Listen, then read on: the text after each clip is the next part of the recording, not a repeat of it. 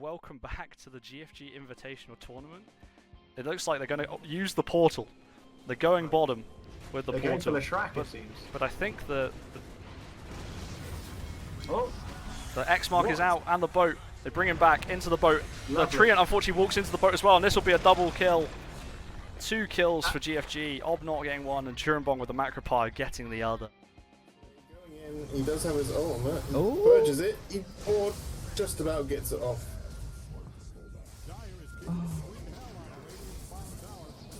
Ranger Get getting down. Chrono with the focus fire. Raxi pinned, finished off. That's That's already away running. back to full health too. Gets slowed. So I'm close. Oh, gonna Doom get finishes doomed it off, here. but then he probably pays the TP's price. Oh, Cleese just misses it. Very fucking nice. All the tips coming out. Really good. That was And nothing lovely. will die back here, and that is Yeah, GG. comes out. And that is the end of the GFG Invitational Tournament. Team Spherical are Congratulations. your champions. They take the finals 2-0.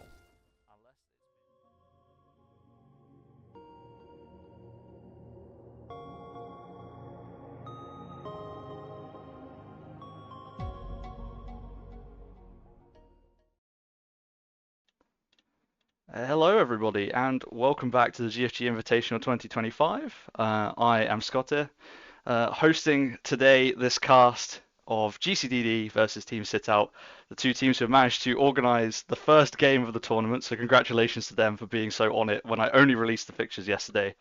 I am joined today by Braxi, also of GFG, and Gub, who is here to support the GCDD side of the cast. So thank you to you both for joining. Welcome. Let's go, guys. So excited. Hello. First game of the tournament. It's going to be amazing. I promise you that. GCDD never fails to make some stupid plays. Braxi, how are you feeling about this one? You excited? excited, really hyped for the first game of the tournament. Gonna be a good kickoff start to the series, I reckon. Awesome. Right. Well, I think we're just waiting on one more player who's restarting their PC, and then we can get into the draft straight away. In terms of, Gub, potentially, like maybe a question for you to start is, how do you feel you're going to fare against Sitout? You said, I think when we were just talking now, you played against them before. So what are your expectations for GCDD in this one, do you think?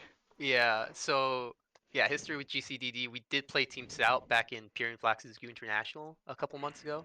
Pretty fun game. They're really nice guys. I love Admiral Seething. Great guy to play with. Really nice, really cool. But yeah, shit, I don't know, man.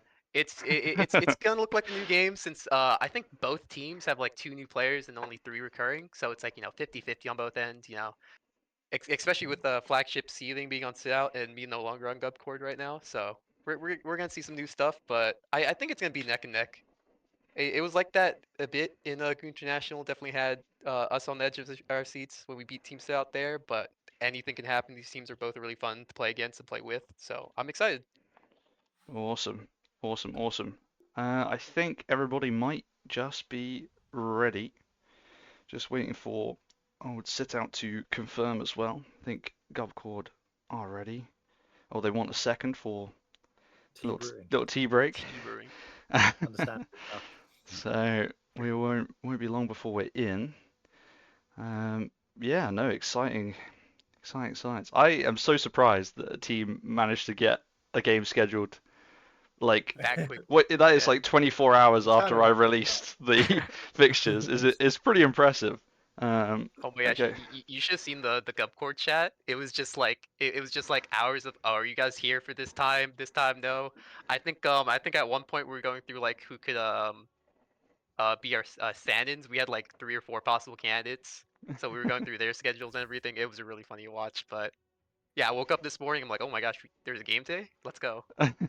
So very excited here. Yeah, I was out with like very little signal. Seething just messages me to say, "Oh, by the way, there's a game today." I'm like, "Oh shit, gotta find a caster. Guess I can probably cast it. Get Braxi in, and obviously you yourself has joined as well." So I was at like a football game, and the stadium just had no signal at all. I think I replied to Seething at like 3 p.m. UK time, and it didn't actually send until like 5. So bless him, he was waiting for me to reply to him for ages. All right, looks like everybody is chosen. GCDD have picked the Radiant, and looks like Sitout then went for second pick, so we can get the game started just now and get into the draft. Good luck, have fun, everybody. Let me Exciting. swap over to the draft cam. There we go. So, draft-wise, again, Gov, I'll probably throw it over to you first. From the GCDD perspective, not that I want you to reveal anything that might compromise your team, but Look, what yeah, are we it's totally expecting? fine. Like, okay. So we got the main captain, Solarian. He's gonna be going pause 1. He loves his big farmy fat carries like Medusa, Wraith King. Those are his go-to. A bit of Luna as well. So I won't be surprised if we see like mostly a Wraith King. I'm sure he will go Wraith King. Maybe even Drow this game. He just Oh, loves he's those just been carries. banned. Racing just got banned Yeah, Okay, well first there ban. there from goes. Sitout. Yep. Clearly They did their stream research. sniping. Good for him. So Yep. No, they're not stream sniping.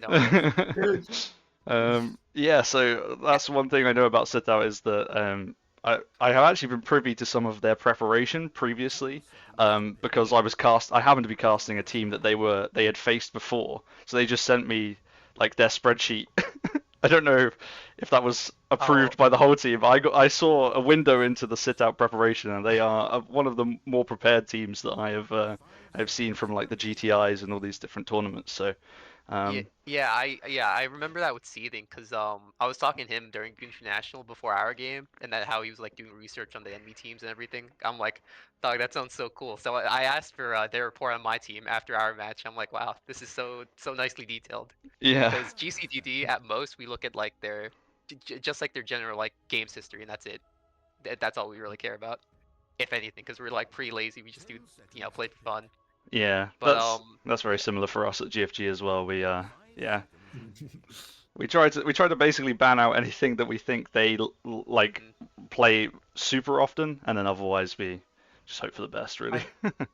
we also just sometimes ban people who just genuinely annoy us. That we're just like, Oh well, no, Just we have some heroes, yeah. bans left. Let's get yeah. rid of these heroes because we don't like them. That is definitely how GCDD likes to ban, like the Tinker. We played against some Tinkers the other day, just absolutely horrendous, just in pubs. It's so nasty. And Silencers, of course, is always annoying. I'm not sure about the Necro ban if that's targeted or not, but I think that's a Seething that from knowledge of casting a few sit-out games before. Seething is a big fan of the Necrophos, so I would imagine that's why. So Clock first work. first picks first then. pick clock. Yeah, Ogre Magi. Looks like a Goon International return. Once Yeah. again, first pick clock. Listen, Clockwork he's a hero. I mean, Fun.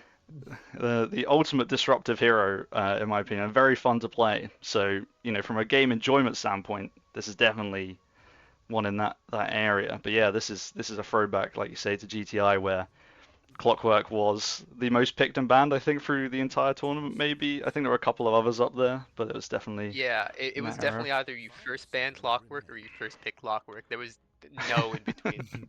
He was just that contested, which was fun, but the few times we forgot ban Clockwork, we really felt it. Yeah, for sure. I think so. This is something I probably should have known before I ran a tournament, but I'm assuming so. Ringmaster is in now, as well as is the other new hero in? I, Is Kez in? I have no idea. Yes. I didn't even know they were out, to be honest. Before, I'm I assuming it's been long enough that they should be now. It's been a yeah. Yeah, couple I months. guess so. So yeah, Kez. I feel like Kez might be available. I'm not sure. Haven't played a captain's mode game since, so. Oh, so the chat is saying Ringmaster in, not Kez. And points already to Time Twister, who predicted the Centaur pick. So there we go. The chat already. Wow. There we go. Drow ban as well. So was that another of That was another Saurians. Solarian pick. Yeah. Yeah. The Dazzle, the Witch Doctor are definitely King Arin picks as well. He plays a lot of support and just plays those heroes mostly. A little bit Jakiro as well. So definitely some targeted bans, but he plays very casually. He'll be a little sad that he can't play those heroes, but yeah, Warlock's probably gonna be his pick here. He's flexible enough to just play whatever and be Yeah. alright with it. Oh, a Ringmaster ban, just as we were talking about. Yeah. So we're thinking just early lane sort of ideas here. Are we thinking like Clockwork 5, Centaur obviously 3 for Sitout, or would they go double melee 4 and 3 as the Kunkka comes out for GCDD? Another hero that can be flexible between the mid lane and the off lane. Definitely. I do know Maddie does like playing Kunkka. She plays it mid sometimes, but yeah, it can also definitely go in the offlane as well. You're a big fan of Kunkka, aren't you, Scott? Yeah, he's one of my. Yeah, it's the blessing and the curse. I really enjoy playing Kunkka. I'm just so bad. I realize there was a point where I was a bit better, but then if you don't play a hero for a while, and I didn't get to play Kunkka for a while, I went back to the hero and I was like the buttons. It's always the way the tidal wave. Hitting the tidal wave, man. Sometimes as we get a hoodwink pickup. Feel like that's a Lulu hero for Sitout. So that Always kind of a good answers thing my that- question. Yeah. Sorry, go on. Vidica's just put ew. Ew. Big respect. Yeah, so yeah, it looks like Hoodwink is kind of more in the more Lulu kind of hero. So that kind of goes with what I was thinking with they want to put Clockwork 5, Centaur 3, Hoodwink would be the 4 then. Ranged and melee in the same lane, which is always nice. Bit of a combo. And Yeah, you Life don't want- Stealer. So they go double melee in the safe lane instead, but Clockwork, Life Stealer's a very tanky guy, so need to Also worry. really can nice to get the Kunkka combo in there. really well with a Clockwork ult. To Yeah, for initiate sure, yeah. Hook Yeah. shot. Or Infest Centaur Blink Centaur as well. run in, yeah. Yeah. Yeah, true. A lot of potential for an Infest jump out. 5 seconds remain. Radiance ban. Now, oh, Undying. Undying. So that probably puts the Kunkka in the mid lane, like you said, Gob. Yeah. We do what- have Mega Sheeps filling in. I think he's gonna be filling in for the offlane today, and I'm assuming he's going Undying. He was he's one of the newer players with GCDD. He played in one of the offshoot teams in Cobalt League recently. We like him, so you know he's Nice. kind enough to fill in for us today. I don't know too much about him, but yeah, he does like playing a lot of Dawnbreaker. But yeah, he's mostly an offlane player to my knowledge, and Undying seems like his type of shout. Cool. Here we go. Last picks, last ban. Yeah, that answers my question of whether it was going to be a core ogre, which I was going to get really excited about. It's not gonna be a core. Which we hate. That's fair enough. I just love enjoy ogre. Core. You're a big fan So of it much mid, fun, aren't you? Yeah, it's not as good as it was, but there we go. Jug. Juggernaut, Solarian. Here we go. I don't think I really see him play that much Jug. At least not too often as compared to the other carries who he plays that got banned. I was going to say, is that He's because there's so plays many of Open, his yeah. things got banned? Yeah. Yeah. I mean, that happens, you know. Sometimes you get It does targeted a happen, lot. yeah. I only play like 2 or 3 heroes like consistently, so a lot of the time I get banned out and have to go a bit renegade with them. Yeah. So this is gonna be a last pick mid pick for Team Sit out here, right? Yeah, so Yeah, I guess Things so. hero Yeah. is left, I think, here. And they We ban. got I think we had Dime in chat talking about how they should pick Ember deal with the Kunkka mid early on and easy in lane. What are you guys' thoughts on that? So the Ember, Or just Another anything, good really. initiation. for Sit out yeah, here. They have Yeah. a lot of good initiation if they go for Emperor Yeah. as well. They got Clockwork and Centaur already. and then you throw in Ember in the mix, and they got a lot of potential. It's also a lot of Yeah, it's mobility in nice right fights there. too. Mhm. Yeah. You've got quite a lot of ways of getting a lifestealer in and out of the fight with Infest, but you've also got a lot of movement in general. Leshrac. Leshrac. Okay. Track, nice. Some magic. I like here. They have damage. a lot of control here to allow the track to stay alive and get a lot of damage in. Big Interesting. hoofs. Yeah, big hoof stomps, big battery assault and open wounds to slow them down. Really have the Leshrac just run around them. With the Yeah. more splitter, more Pulse Nova, it's gonna be great.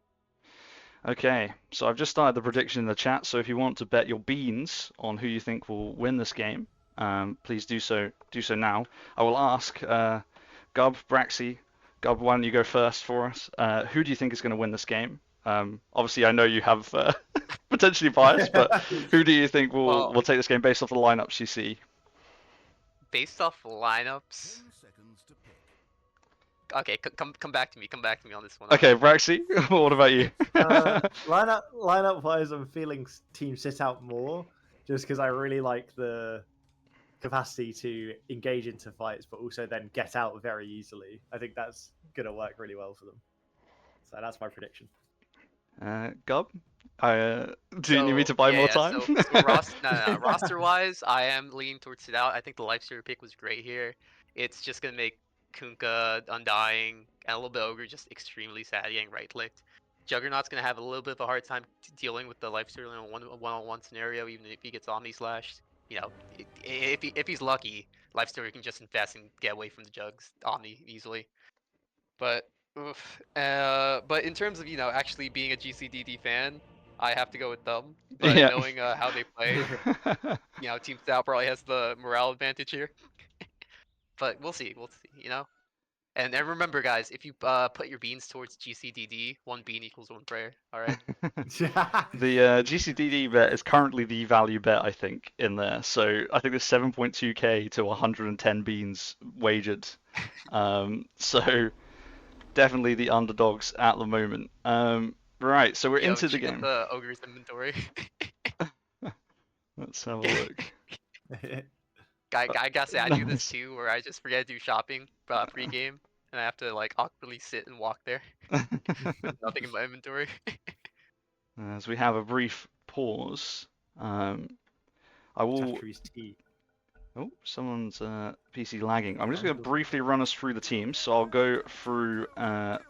This is Team GCDD first. On the Radiant side, we have Maddie on Kunkka, Soviet Bear on Warlock, Mega Sheeps, the stand-in on Ogre, good lord, King Mark on Nivkov. Good, I You just butchered call him that. King, it's alright. King on the Undying, and Saurian on Juggernaut. And then for Team Sitout, we have Catastrophe on the Centaur. 30 seconds to Wurzag is on Clockwork, Lulu on Hoodwink, Admiral Seething on the mid Leshrac, and of course Lifestealer from EA Nasir. And doesn't look like there's going to be any carnage at the start of the game. So both teams settling down, although Clockwork is having a look across the river currently. There is a GCDD ward down mid, so they did see the Clockwork walk on that side of the river. Yeah, You see and him they there. might see that he is. Cogs. But you're gonna see that he's alone as well. He Does get steal it. does They get have the no rune. stuns. They have no Big stuns to respect. stop the Clockwork in a 1v3 scenario. Yeah, shout out And, GCDD, Centaur we're off to a gets the great ward Yeah, the zero stuns. To stop that from happening, quite incredible. And then just to taunt away as well from the Kunkka. Enjoyed that quite a lot. Just like I guess that's all we got. See you later. So yeah, Kunkka versus Leshrac mid. That should be an interesting lane. I feel like both should just sort of do their thing in that lane. Be interesting to see if this Clockwork can actually do too much against like kind of beefy heroes in this off lane for GCDD. Up in the top lane, it's quite a beefy lane all round actually, with like Lifestealer Yeah. Clockwork versus Undying Ogre. No one's really just sticking four out. strength Like... melee heroes just slapping each other. Silly. This is my kind of lane. I like this kind of lane when I'm playing. Just the big lads. Clockwork just blocked the counter pull for Dire side as well. Yeah, Just as King's the- straight getting up gone on walked there. top. yeah, here they Oh, go. he's King He's trying Tombstone, but he's getting in trouble. Battery assault. He's gonna does go down instantly. and Gets also Tombstone down, which will get clicked down instantly. yeah, gifts the gold from the tombstone. So unfortunate. Sometimes you just gotta take the death and come back with your spells not on cooldown. Yeah, And now Ogre's gonna get run down, but he is level 2 with Luring Curve. yeah. So already Ooh, 3 spells Has on the Wur- blood Wurzag. Oh, Turn on to Wurzag, and Mega Sheeps yes, gets the grab kill Nice. in exchange. So Very cool. big damage with that. With those 3 levels at level 2, yeah, Ogre just comes alive straight away. The two levels of ignite is always just so leaning against that is just nasty. As Wurzag comes back and immediately cogs to try and force the Ogre and the Undying out of the lane. Bottom lane, oh, Juggernaut They're getting going in on Jug, but he's Some- getting he spins out. some damage. The little spin action to get out of there.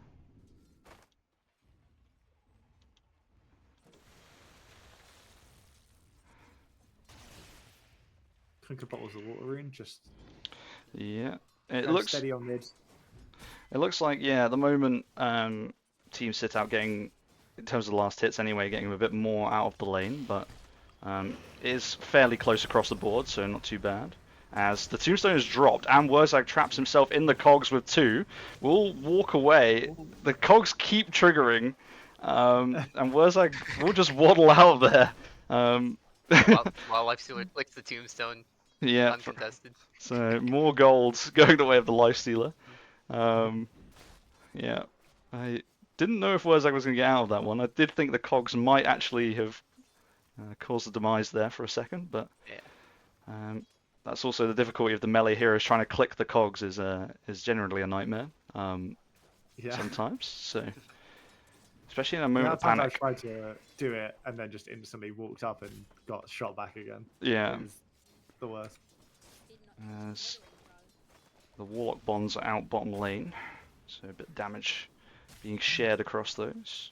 Hoodwink getting quite low from it, but just ended now, Yeah. so it's all good. Pretty peaceful early game so far, except for top. Yeah, Guys just Centaur going with for the their most last hits in the game. yeah, More than gotta- mid, which is quite impressive.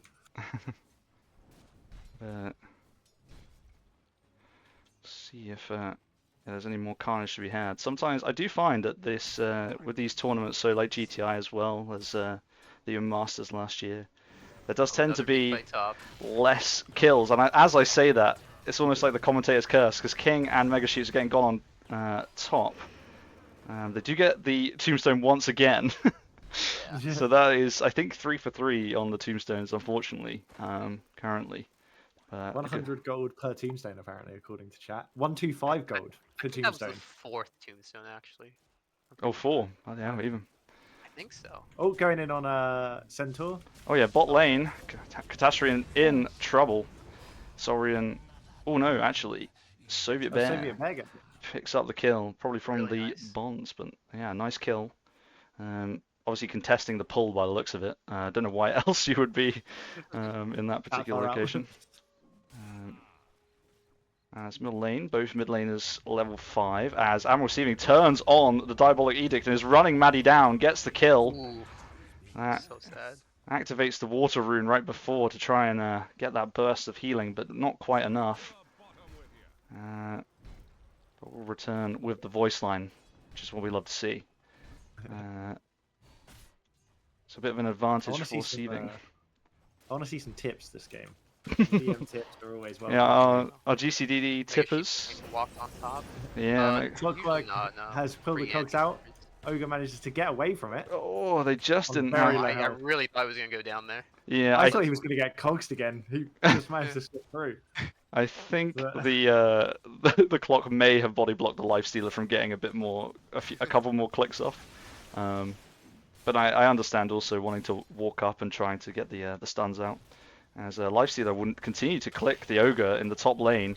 Mega Sheeps has wandered back up again, gets a few more clicks for the trouble, goes down to 150 HP. Down. That's Let's a get no so- soul rip ready. Yeah, Someone another. in chat said, Scott, could we see net worth very quickly? You may, if I can remember what the button is. It's that one. It's Y. Perfect. Yeah. So early leads for the Lifestealer and the Leshrac. With Centaur not too far behind as well as Jug.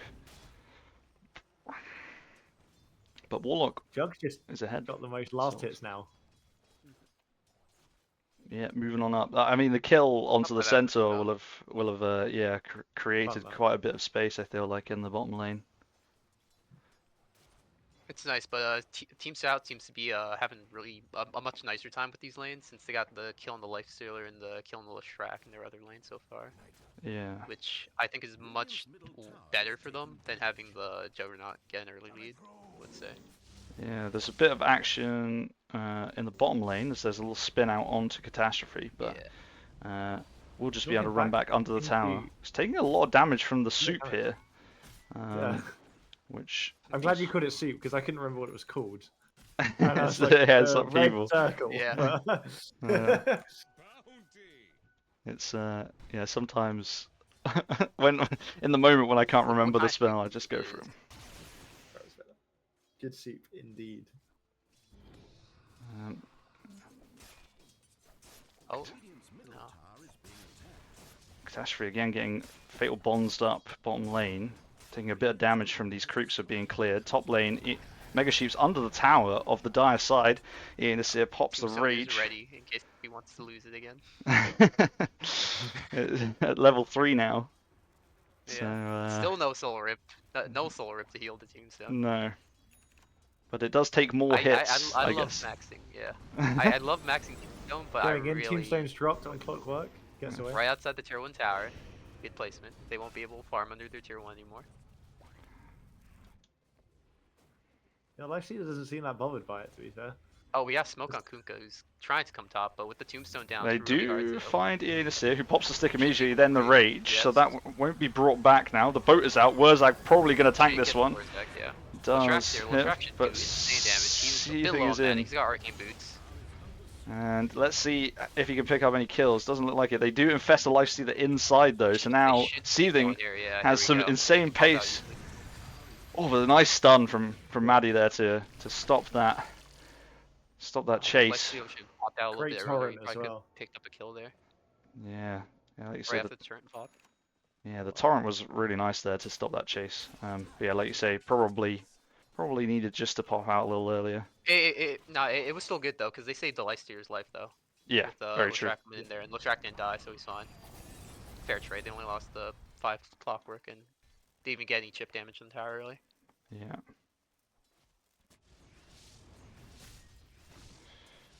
Now, his Fatal Bond spot are constantly doing damage. It is. Yeah, that Centaur is Must be hurting right now. so annoying for them. Yeah. I mean, every time I look, Oh, Hoodwink is yeah, just Mega like Sheep's half getting health. cogs up top. He has no support. He's walking into the cogs 3 times in a row. He will be going down here. Yeah. He's just going down to barrier There's assault there. That will be another kill. Kill goes the way of Wurzag this time. Just have a look. Yeah, spread across. Wurzag with a kill. Yeah, Nasir and Seething with 1 each as well. And then sort of similar spread across Maddie, Mega Sheeps, and Going Soviet in Bear on the other on side. Juggernaut bot. Oh, no, Yeah. they've disengaged after. Yeah, I think the soup coming Let's down have with his Omni Slash ready. yeah In with the case he wants to like solo Omni. oh, I think he thought about it there for a moment. Yeah. He was Um, tempted, yeah. with the creep going Oh. down. We got Tombstone top. Lexio will be raging away from it like a good boy. Yeah, Very nice. Clockwork has actually made his way down bottom for a little gank into the trees, but Hoodwink is going to tank. Oh, Oh, Omni Omni on Slash the there. Hoodwink. Nice share Oh, with they the. work together. Very cool. That was a lovely bit of sharing as Clockwork drops the Oh, cogs lock in the behind, cogs. so traps the. The healing ward's down. It's not getting clicked.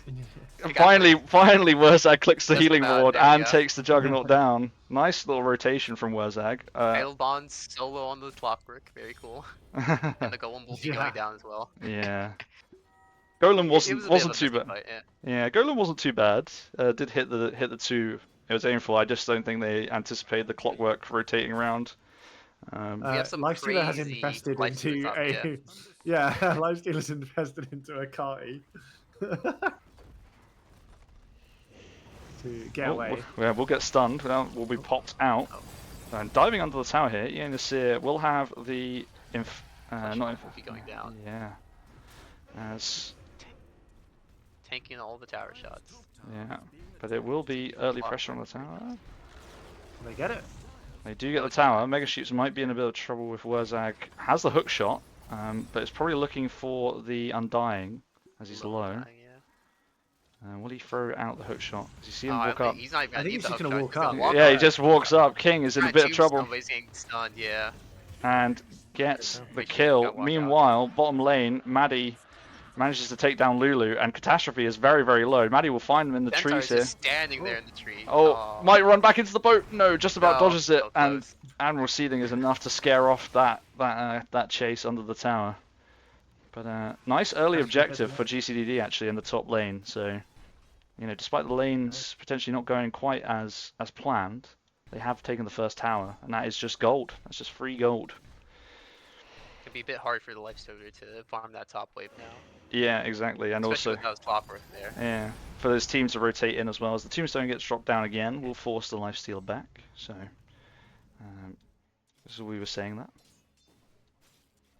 And Clockwork's still with the hook shot, so more plays to be made. Lulu is rotated up top as well for Sitout. Lifesteal at level 8, which is pretty good going compared to the counterparts in the lane. He's 200 gold on the 6. Sacred Relic as well. Yeah, Very that nice. is. That is nice. Yeah. Yeah, blimey, 3,200. I would like to say that the tombstones may or may not have contributed to that. Yeah. Yeah. There's only a small chance that that was sponsored by the tombstones, unfortunately.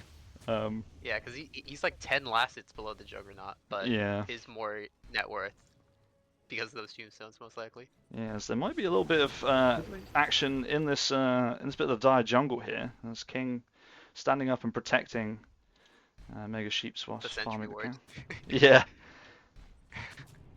Oh no. Oh, an easy D-ward. Oh. Oh no. Oh, he has another one though, it's alright. But Lulu needs to be careful now because the ignite is going to do Clockwork's quite a in lot of here. damage. But Clockwork's Clockwork in comes onto in. King. King pops the ult on the Undying. But the Cogs will miss the first time around. But Seething is also there. Now Undying gets broken, drops the tombstone, and stunned up and killed. But now Maddie is in, and that is a lovely boat. That's huge. The teamwork was real right there. Yeah, gorgeous. That was so nice. The And the cleave. tombstone not And the claimed. banner comes out. Yeah. The tombstone was not clicked by the Lifestealer that time. It will It's- despawn naturally. There's an Uh, amplified damage rune in the river. Maddie will be picking it up. yeah. Very nice. Already with the shield rune as well. A lovely torrent boat cleave. Just damage all around from Yeah, Maddie there. everything. Turned up. I think they got failed bonds there right before all the ults popped, which was so huge. Yeah. Just absolutely melted all of them. Yeah. That was a very good fight Looks for like going for GCDD. the XP rune and going pipe straight away, like first item, as someone said in chat, which is Oh yeah. pretty Yeah. needed against the enemy team. Yeah, just the ogre ignite alone honestly makes it worthwhile. As I have missed that kill, that was just below where I was looking. Apologies everyone. That's the first T tours of the tournament. There, you're welcome. As that's going to be an AD plus Juggernaut and Kunkka to get that kill, and they will take the tower. So early towers and fights going the way of GCDD. So despite the lanes not potentially being, like we said, as strong as or going as well as we were hoping, the early engages are all going GCDD's way, which is nice to see. King will be finding a Leshrac in the enemy jungle, and they will Yeah. be walking away from each other after rewards. Very Just- nice. I just thought, As it nah, should I'm be. not feeling that. Yeah. Sometimes you do just have to see an enemy hero and just turn around and walk away. He's not scared though. He went further in to help ward, and he found the Hoodwink, who Clockwork will be following up on. No, Clockwork turned around. Never mind. Yeah. No, not feeling that engagement. No. Fair enough. Who do you think is the best person to initiate on the Clockwork? Probably Warlock, or maybe. I mean, yeah, if you can get the Warlock before any big Yeah, spells before come out, Bonds, before Golem. then yeah. you're very happy, I think, there. That's probably the ideal target. I mean, if you can really disrupt any it's all about Big disrupting with Clockwork, right? You're trying to yeah, the Warlock is probably the main one. But even if you're just stopping, you know, Maddie getting her Kunkka combo off or whatever it is, just trying to disrupt the fight. As Catastrophe is in probably big trouble. It's Oh kind of my a catastrophe, if I may say. Literally. As he's brought back, the stun This is doesn't quite brutal. hit, and now he uses the Torrent Stampede to could get away. help. Clockwork will come in and put the covering cogs down. Nice So, help from Clockwork. That well, really looked like the torrent was on. That's yeah, I thought. It was crazy. just about off there, yeah. So sad. Right. That's unfortunate. Responding in time, there is no Battle Fury on Jug. He went Maelstrom and is now has a Yasha, going for his Sanjin Yasha now. He only has the Glowing Blade, no Battle Fury. Which, you know what? I like that Jug build as well. I like the Lightning Strikes. Feels more cool. Yeah, that's a good point. So yeah, the Lifestealer Radiance is online. I must have missed that come up on the side as well. So that's pretty huge. Lifestealer. He's been left alone now for a few minutes, probably like 5. Yeah, Most as part. I think middle only lane. Overlamp there casting some spells on him. Middle lane. King wanted to go in, but Leshrax's having none of it. Just walks away.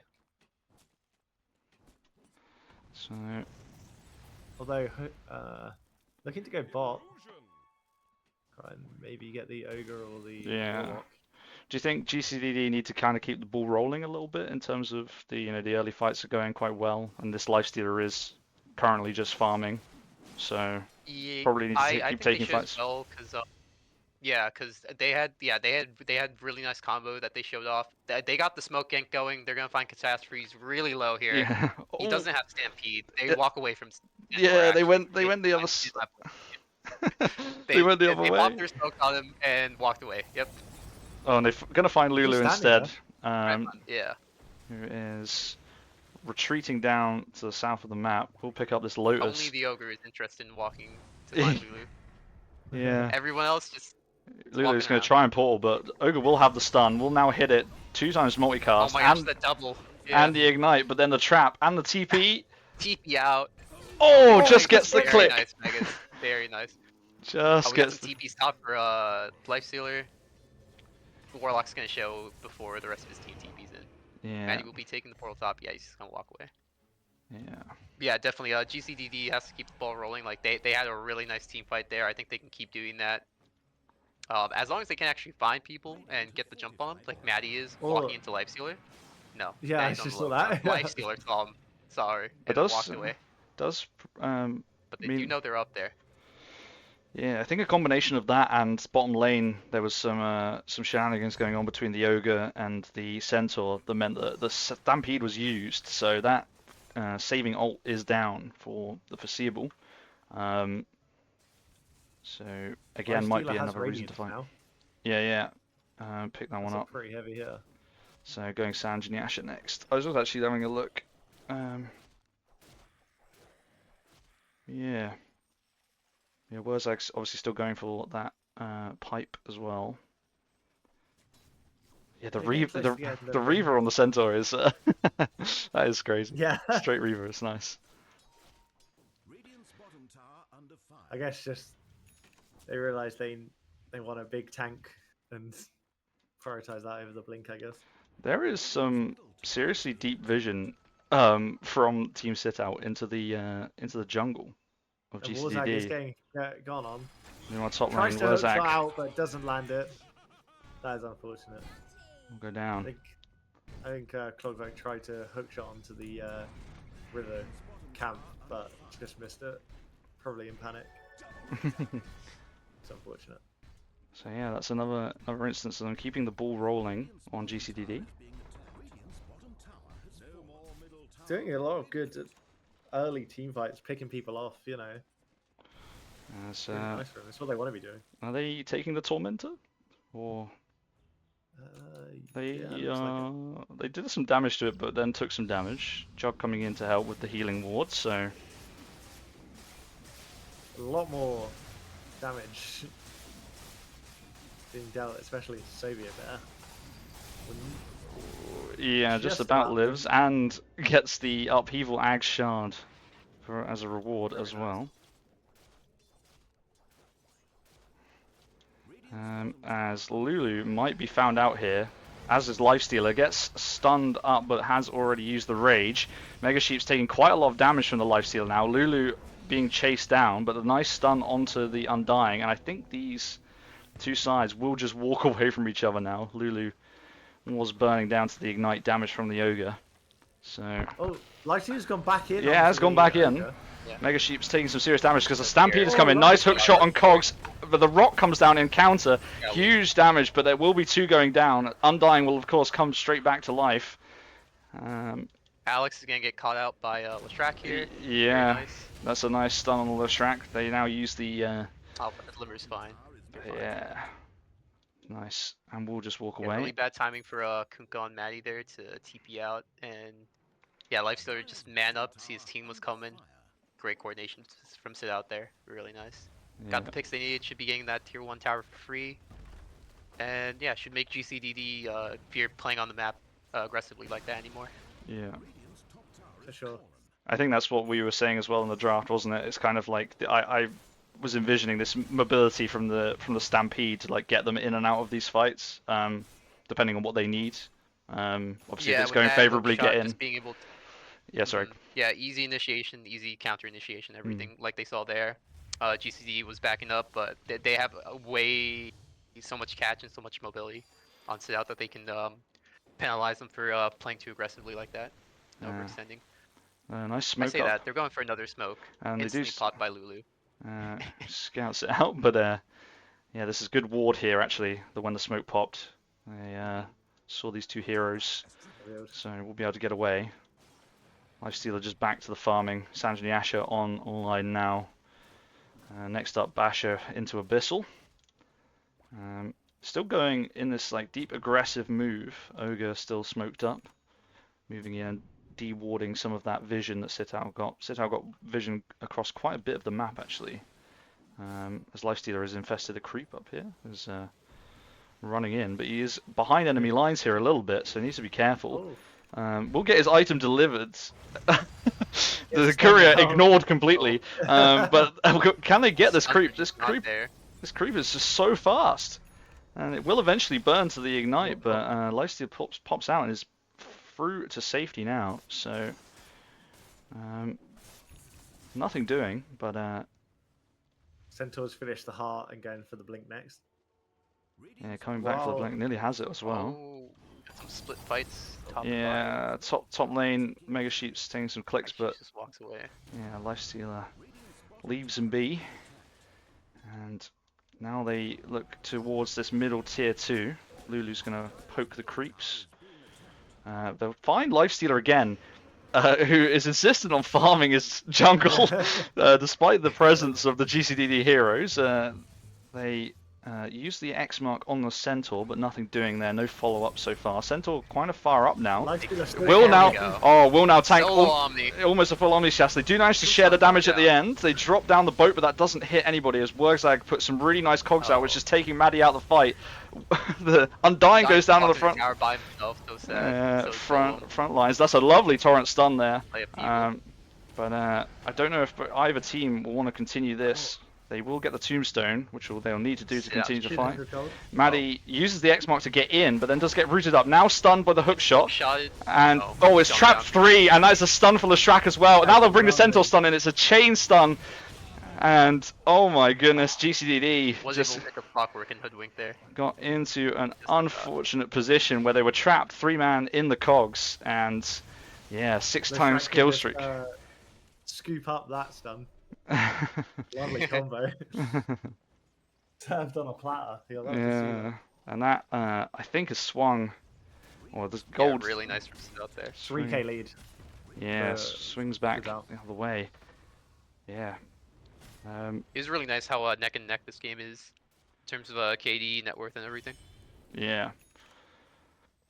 Yeah, two evenly matched teams, which is what I was looking for when I putting the call out for teams. This is what we wanted. So fun and aggressive too. Both teams were trying to look for kills. Of course, not overextending too much.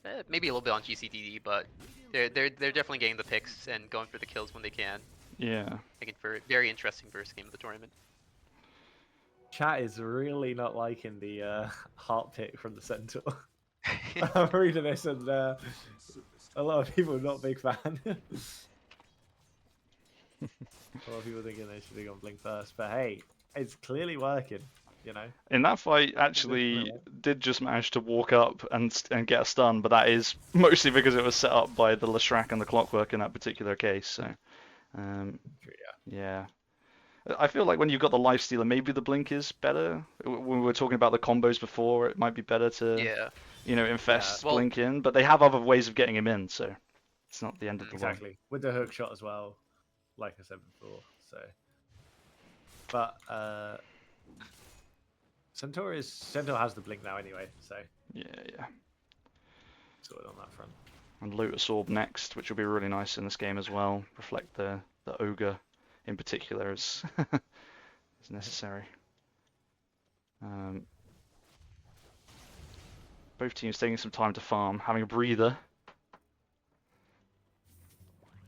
What do you think? Do you think there should be just sitting back farming, or do you think one team should try and push for some fights? Or It looks like we might be getting something top here. It'll Yeah. Walk into each other.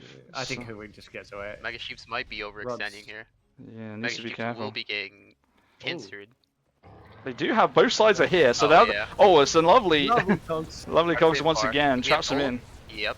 But the Golem and the stuns Good are card. coming out. There is big damage, but the They're Tombstone a will little eventually too go delayed, down. though. Yeah. Yeah, it's just a The heart little. will be keeping the center very much alive. Yeah, and he still has the Yeah. Lifestealer inside him, and so Yeah, Yeah. Tombstone, Golem, Ghost Ship, all just gone. And yeah, Sitout, they don't feel a thing. They were barely even scratched off all those ults. yeah, They're gonna be looking to try and take that tier 2 now. yeah. Maddie Maybe trying to TPing push away early. as well. Yeah, so they know if they find somebody here, the Kunkka will not be able to assist. So yeah, like you say, we'll push up and siege this tier 2, and also find the Juggernaut, who will get the spin off just in time before geting rooted.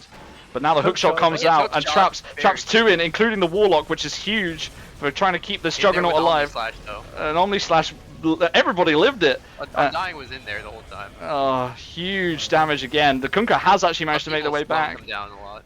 But yeah, big damage, and now Kunkka will go down as well, and this could be a disaster for GCDD as the Ogre is getting caught as well. Mega Sheeps goes down. Undying is all the way at tier 4, is hitting the Warlock. Triple Ah. kill for the Lifestealer. Very He nice. pushes, Lifestealer pushes into their base under the tier 3. Get the kill, just walks out. And that looks like a 9k lead now for, It should be racks for them as well. yeah, not many Definitely, buybacks yeah. available. Ian Nasir, no deaths so far, 609 on the Lifestealer. So having a game. What's the net worth saying? Yeah, he's ahead. really don't have 18K for Lifestealer. They really don't have and to then control Leshrac the deal with the Lifestealer. Yeah.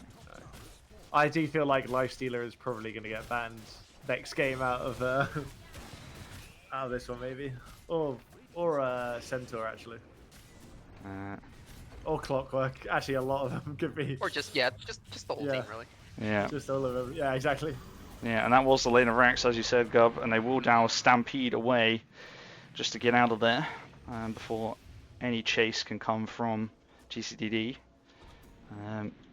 But I still feel GCDD, they have the team fight to cause some problems for Sitout here. Maybe slow this advance. The Lifestealer is an issue, though, I will admit. Yeah. Lifestealer is an issue. I think if they start playing a bit more defensively under their tier 3s and high ground and everything, they will have a very good chance. Yeah, as you say that. Will just Oh, you slows say? it down a lot. Yeah, as you say, they we go, have yeah. decided to Here fight we just go. outside the tier 2. They're getting big damage onto the Centaur. They do get Leshrac and Lifestealer's gonna Centaur, go alone which here. had Lifestealer He's low. inside. And Oh, first Lifestealer is hit. very low. So low, come on. Lulu is also super low. They managed to bring Oh, him back we got with X-marks. the He's X back. marks, and now the spins through the cogs. That's a Jug is still on him, bro. Jug is still on him. lovely Oh, he's not cogs. fast enough. Sorry, Oh, oh, He got rooted. and that is a They huge were able to root pick from up the rest of Lulu. the team. Yeah. And lovely little trap onto the Kunkka as well. And this Hoodwink will scurry away at pace. Lifestealer. Jug was just about almost done with his Aghanim Scepter. He would have been able to kill the Lifestealer there if he had it. So Yeah. sad. Lulu with the get down Mr. President save of Yeah. Robbie. Hey, toss, To yeah. save the life stealer there and gets out. What a Yeah. play. Yeah. And the Clockwork before that doing the same, just getting up and Here we go. trapping everybody bar the Juggernaut. GCDD Yeah, does have to be slow careful down. there. They're a little low. Don't really have their major spells, and the enemy team is coming up. Hopefully, they don't Yeah. overextend, stay or too long. Yeah, they're leaving good. Yeah. So, but they have put a dent into that lead, and like I Yeah, was tier saying two just push before there. that fight, they do have the team fight to be able to, slow the advance, and it's given them some room on the map as well to get some farm too. Much needed.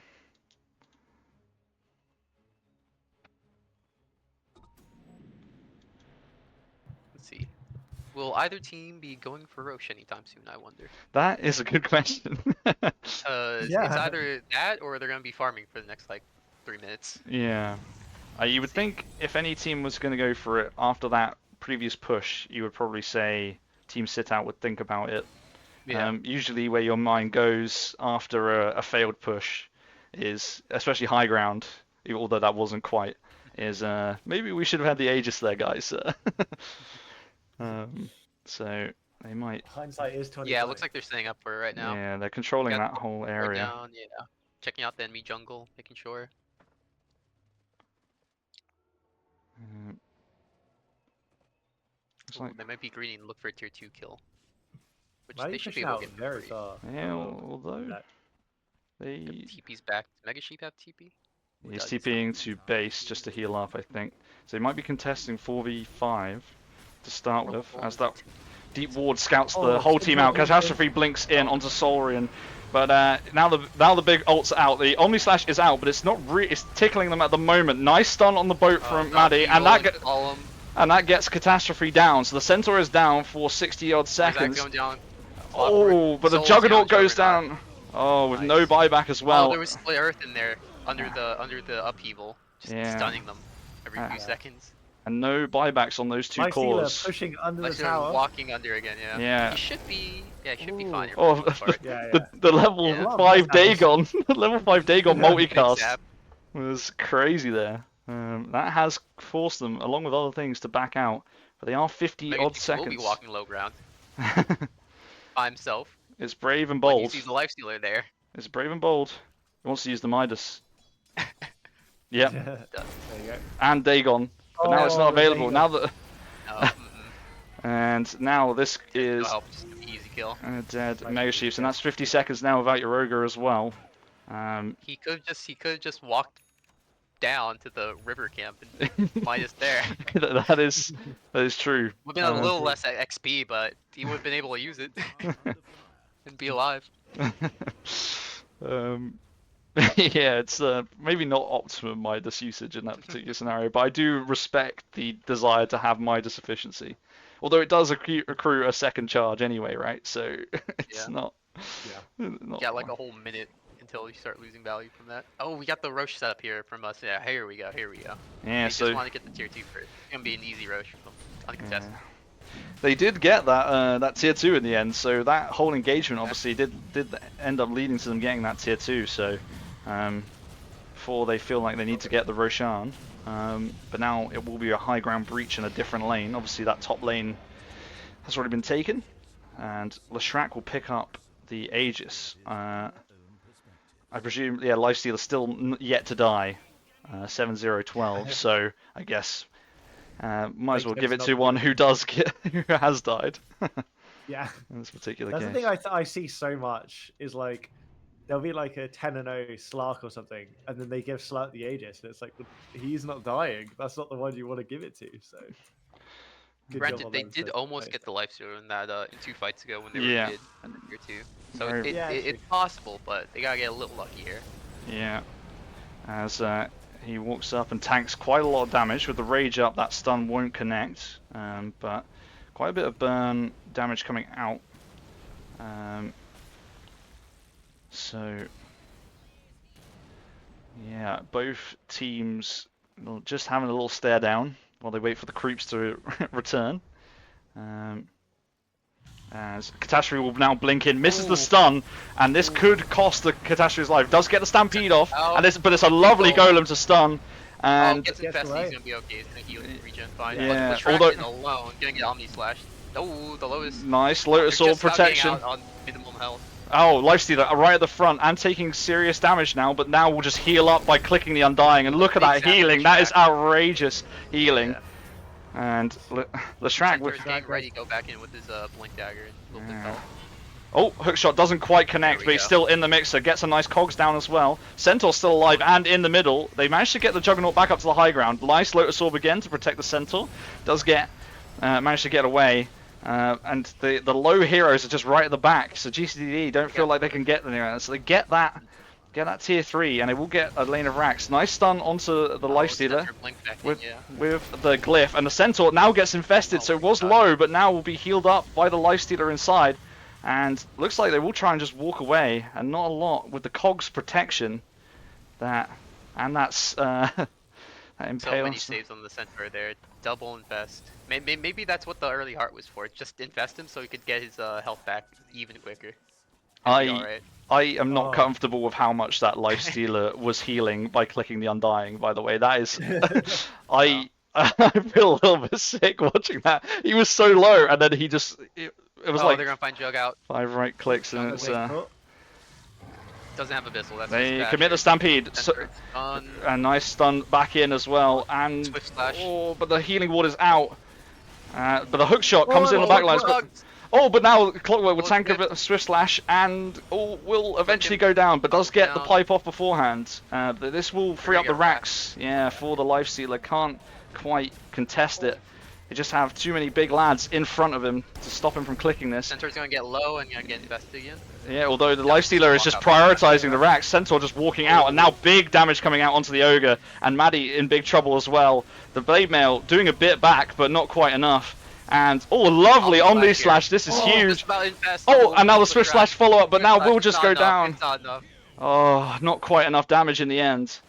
And, Infest was Lifestealer so perfect. infested to, yeah, onto the Centaur. and now look at this healing, the rage up, and now Maddie with the buyback. But it's just getting clicked down, and Yeah. if you thought Lifestealer was low, look no further, not anymore. It's back up to full, pretty much, well, 3/4, but that's that's 2,500 health at this point in the game, and now we'll move to secure the Mega Creeps. 20k advantage for Sitout. Lifestealer still yet to die, 9-0-16. And Gonna be Megas here for free. Yeah. No Jug. Yeah. Buyback. difficult to They use contest. buyback on GCDD. Undying, Kunkka. Alright.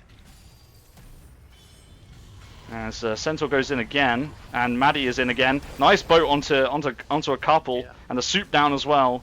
Will slow with the upheaval. Centaur is low again, but Maddie even lower. Oh, does manage to survive with the golem drop, and Maddie survives They very saved low. the rack on 80 HP as well there. I did not believe it that they were gonna be able to save it.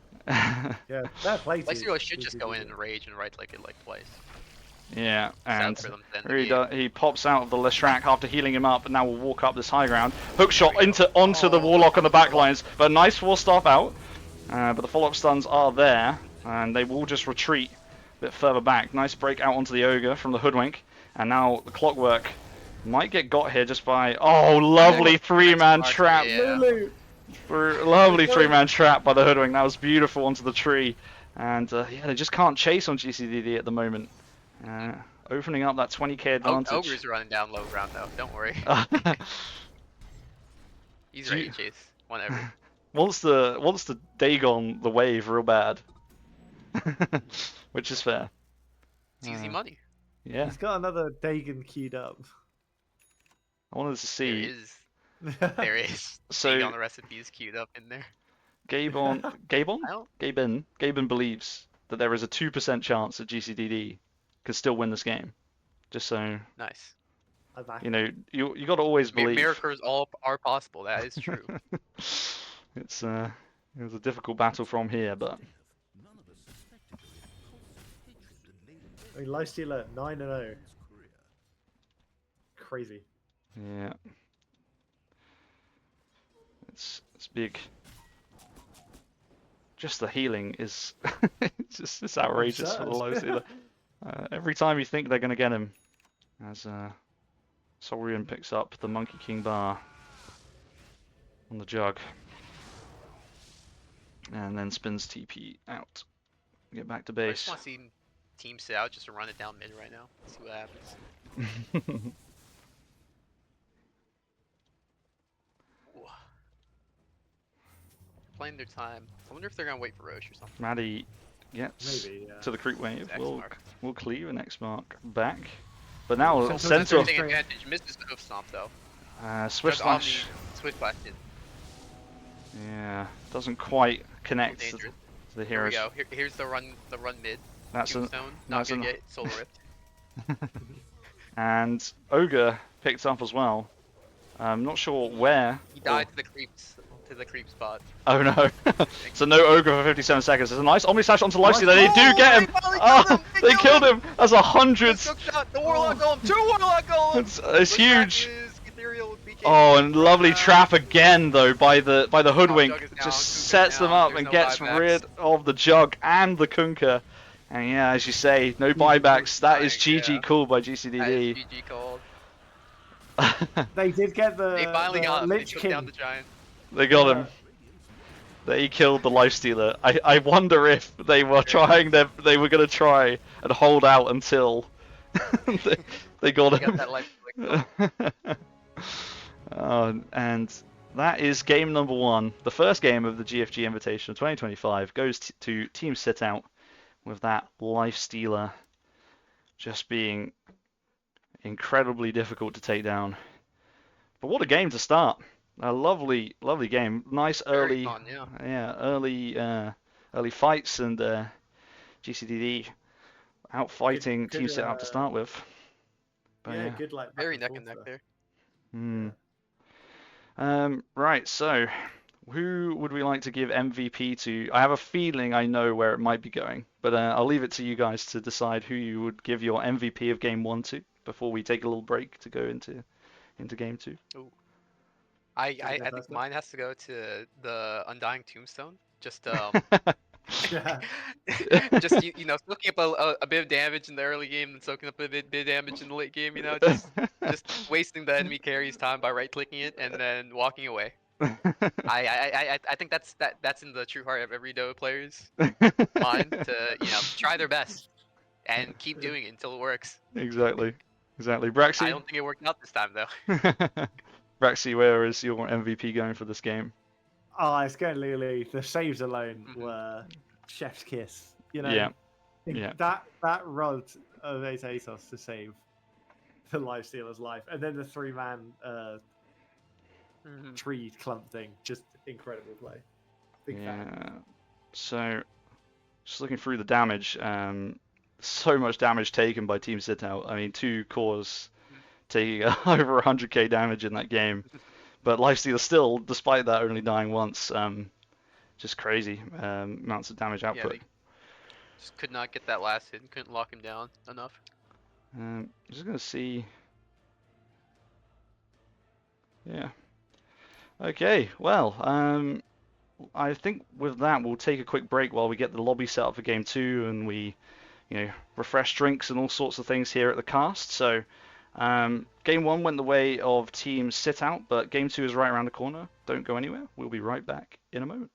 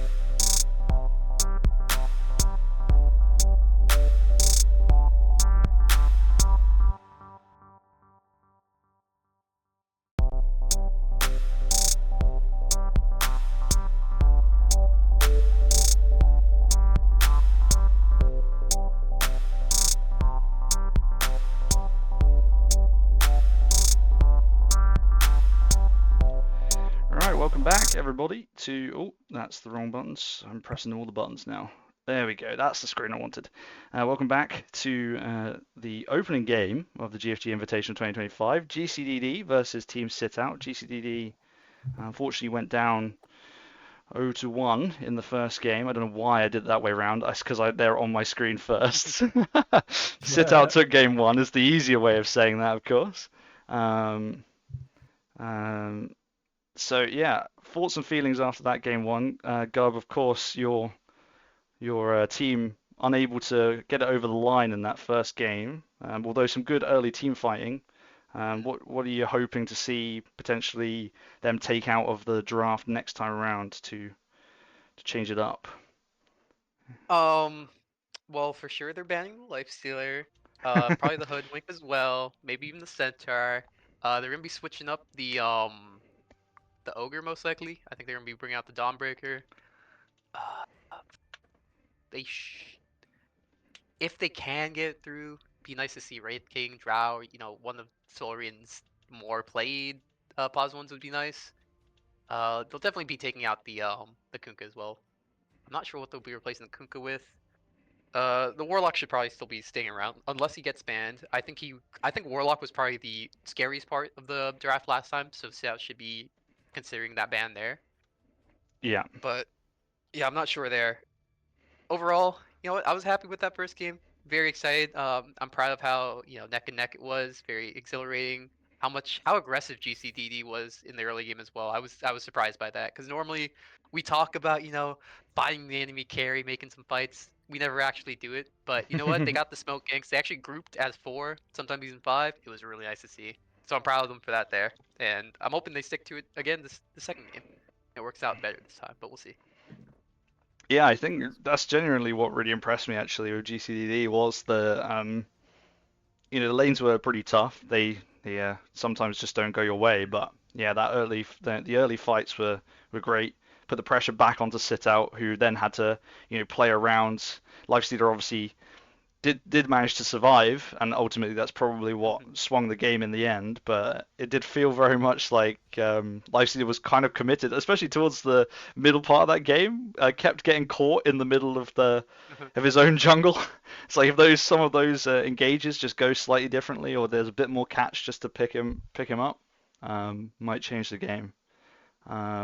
Yeah, there was definitely a lot of those times where they tried smoke ganking in on GCDD on to sit out, and they would maybe find them, they would walk away from them, or they would just awkwardly look at each other, not really do much, or maybe cast a few spells and then walk away. So it was a little silly, but you know what? They got the spirit there. It was good.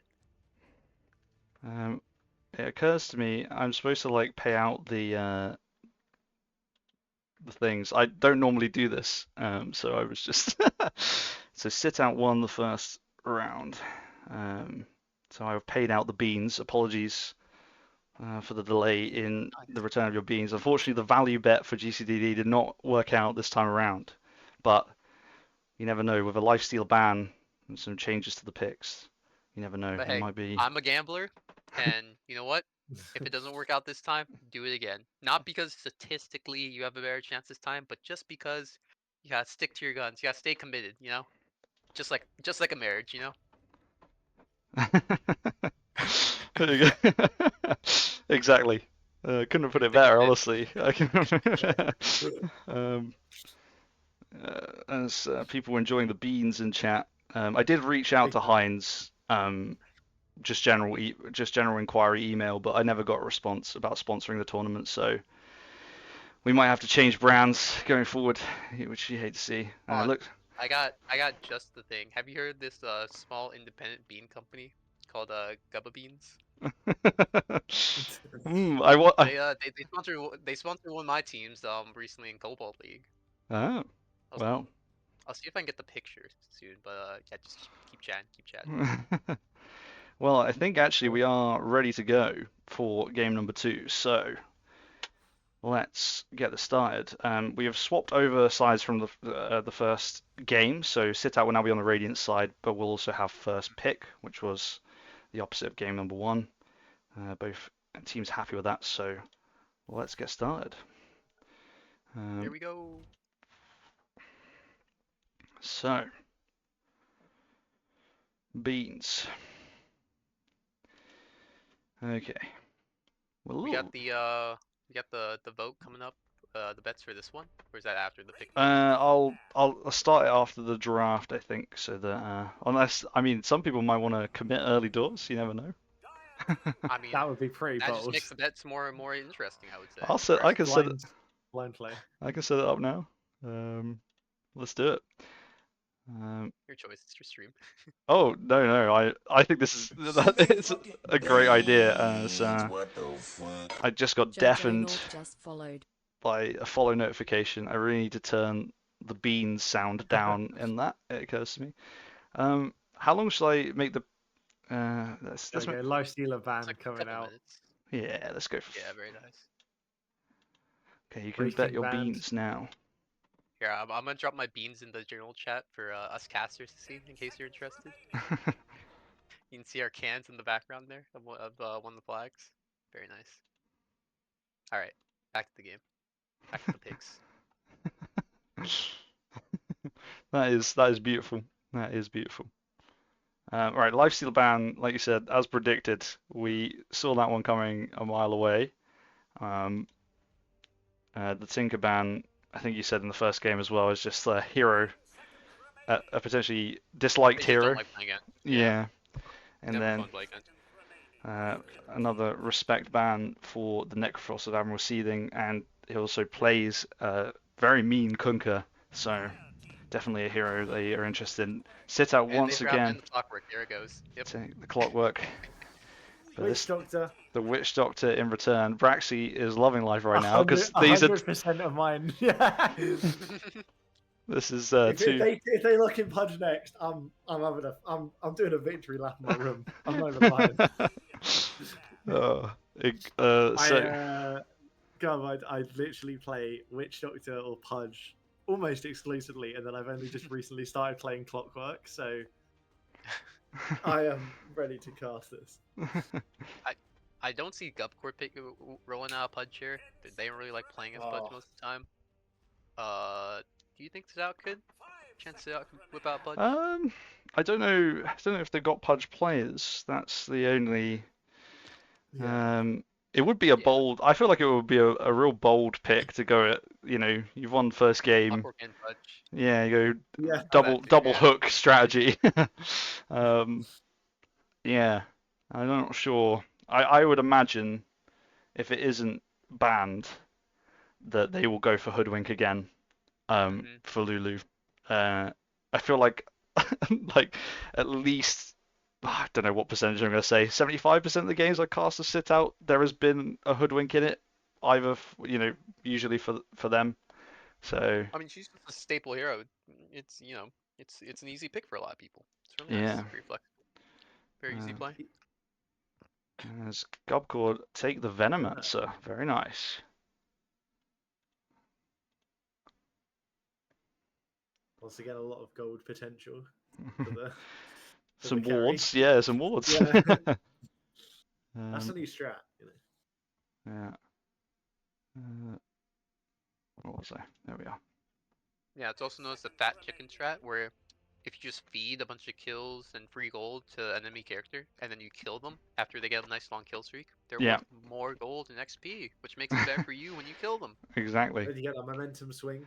That is that is literally how you win games in turbo mode. Yeah. And we should know we played a lot of games in turbo mode before we switched back to actual Dota. It turns out if you can feed them as much as you like. If you kill them once, that's the game. You can basically roll them from there because the gold and XP. This is the same Sitout going, running it back. Centaur picked up second pick. So no Lifestealer to hop inside either of these heroes, but so far the same lineup from the first two. I'm not really feeling the center pick this time because they have the Venomancer ultimate, Poison Nova. I can't remember. Yeah. Which, as you know, deals damage or percentage-based damage, magical and everything. Really, something Centaur does not want to do, especially if he goes heart first again before his blink. That would be very sad. He's not gonna have the Lifestealer be able to pop in him, give him more health, and heal him even more. along with the Witch Doctor Maledict into Death Ward, just pure damage, magic burst. Again, stuff Centaur doesn't want to deal with. What? Also, Queen of the Pain, I do Centaur, like that. Venno will be slowing them down a lot as well, just with the poison. So yeah, not the biggest fan of the Centaur. Quattro, pretty good to get in and out. Running out of time currently in the chat to to predict your winner. Sitout currently hold all of the beans, and GCDD with 0 beans. So the value bet once again is there, but the time is running out. We've said it nice and early this time to to see if you can judge who is going to win this game from 3 heroes apiece. That's probably all you're going to get, as GCDD now get some beans committed their way, Got the and value bets there. Ooh. the axe is in. Oh, we've gone to like 5,000 for Sitout now. So I think that's where it concluded. So I'd say last that's minute, an early mid pick. Yeah. last minute. Is there a It max is. timer on the bet thing, by the way? Was that the max? I think I could have gone for like 10. I feel like I could go for ages, but I just set it for I set it for 5. Yeah. I couldn't. I feel like I should. Like 10. I should have definitely gone No. for longer. Yeah. Maybe Uh, like 8 or 7. yeah. My favorite. Right. We got some axe lovers in chat right now, along with Sniper. Sniper. I am. Sniper into Clockwork? Mate? Question mark? Oh, and into the Blink Big of flop. Centaur as well. Yeah. Well, that's only if Centaur gets Blink Dagger this time. He might go hard. True. Is Yeah, this true. is this a sniper a tank Cardell game? Sniper Heart. I'm guessing This is the they're only just way he hoping stays for- alive, but just does no damage. Oh I'm guessing they're god. just hoping for the axe initiation into the cool, and then Sniper just manages to sit back and plink. Is my course. guess. Yeah. Yeah, you're right. Sniper's a bit of a renegade pick against Clockwork. But... I mean, And yeah, Clock Clock jumping Centaur as well. Quap. Yeah, all 3 jump on Yeah, top. all 3. And here's another Yeah. one that will get Ooh. behind the lines and Yeah. some damage. So I mean, the axes are. I think the axes are a really good pick here because they were missing control in the last game on GCDD. Just so many times where the enemy Sitout players would just walk away when they're on low health, or just during engagements. Like all they really had was Fire Blast, and you would kind of have to get lucky and hope that you get like a 2 or 3 times cast on that to actually lock them down to the point where your teammates who don't have Blink Dagger can walk in and clean up. So the axe call, I think it's gonna be great with the Blink Dagger this game, especially locking down Queen Pain and Nyx Yeah. Assassin. yeah. If they can get on top of those 2, especially if they pick another like backline hero who wants to either plink like Sniper or jump in, jump out. But we'll see Yeah. here. They did ban the Spectre, so yeah, we'll see. Yeah, take the Spectre out. Yeah, I think an axe called last game would have been amazing, especially for those close confined fights that Team Sitout were going for. Would have been really nice, but I think that's what they're probably. Yeah, I mean, thinking of with the it's kind of good for the only way I can see, but it's again in my head, it's like a very specific set of circumstances where the sniper is inevitably gone on, and then the counter initiate from the axe, but you're relying quite a lot on your axe to bail the sniper out. I'm wondering whether the sniper pick is more of a, I don't know, to try and just like win the lane against the quap, but I don't even know if that is gonna. Maybe. It's still quite a tricky one with Yeah, 'cause if Quap so can it's go like in max dagger, it's so- gonna be huge damage. I don't know. Axe will also have Gyro. will also be able to get kited a little easily here because if he misses his call, Queen of Pain blink out, Centaur run away, or even with Stomp Clockwork, bad result, hogs and everything. Centaur has to be precise with his blinking calls, or else he's gonna be pretty useless this game. Thoughts on gyrocopter in general? I'm sort of the opinion that it's kind of fine, but I feel like there are other carries I generally prefer. But Well, if you look at the ban list, a lot of carries have been. that is true. You've They're not got pretty much good. left of you. They're scraping the barrel here, and Gyro it's fine. It's Yeah. fine. Sustained damage and can keep up with the team. I would have liked to have seen a PA. Just blink of that sniper and right click 3 times and then he's dead. Like, that's what I would have gone for. Oh You yeah, know. plus the break for Axe as well. Yeah, break Yeah. for Axe and Be really good. Venno and Witch. You can like go Mhm. Basher to stop the Witch Doctor roll. That's what I would have gone for or suggested. Troll. Troll. Okay. Troll Warlord. Yeah. Yeah. Good. Yeah, good pick in my opinion. Yeah. Wow, this quad set's crazy. Damn. Okay. Right. Well, I'm gonna ask you guys again. I'll come to you, Braxy, first once again. Based off of the lineups you see before you, who are you favoring in this game 2 between GCDD and Sitout? I'm thinking GCDD on this one. To be honest, I like the supports a lot more. I really like in the Axe pick. The Sniper's thrown me off, but that could be a really good play. So I'm feeling more GCDD to be honest. And Gub, with both your hats I'm on. also yeah, I'm also feeling GCDD here with the lineup. Like I was saying, if Axe can perfectly get his calls off, he will be able to make space for the sniper plank and the troll to do his trolling thing, along with just buying enough time for the support to get their heavy ults and spells off, because they do require time and the enemy to be controlled a little bit. So Axe is the cornerstone of GCD's game here, I think. Yeah. But I'm feeling they have better chances with it Yeah. this time around.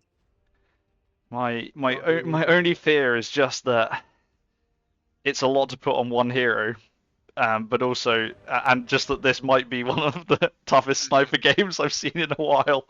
So it'll be interesting to see whether they are able to keep the enemy heroes off of the sniper or be able to counter initiate. So. But it should be an exciting one. I'm glad we got some different heroes involved as well, because when they picked Clockwork Centaur, I know Lifestealer was banned, but I was not not super excited that we were going to get something different. Right, let me switch over to the old overlay for you, and I'll quickly run through the teams before hopefully any action kicks off in it. So for the Radiant side, we actually have Team Sitout this time. EA Nasir is on the Gyrocopter.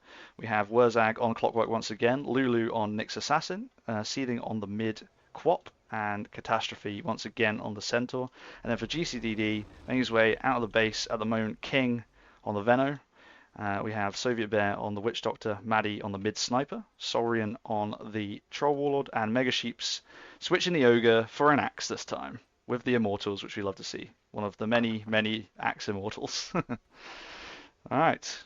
The axe is so nice though. I wish I had that skin. Yeah. Just run around bare naked, man. That is probably one of my favorite skins that I have. To be fair, it's a nice one. As we have early engage, Axe runs in, Oh, he's gets. got Battle Hunger.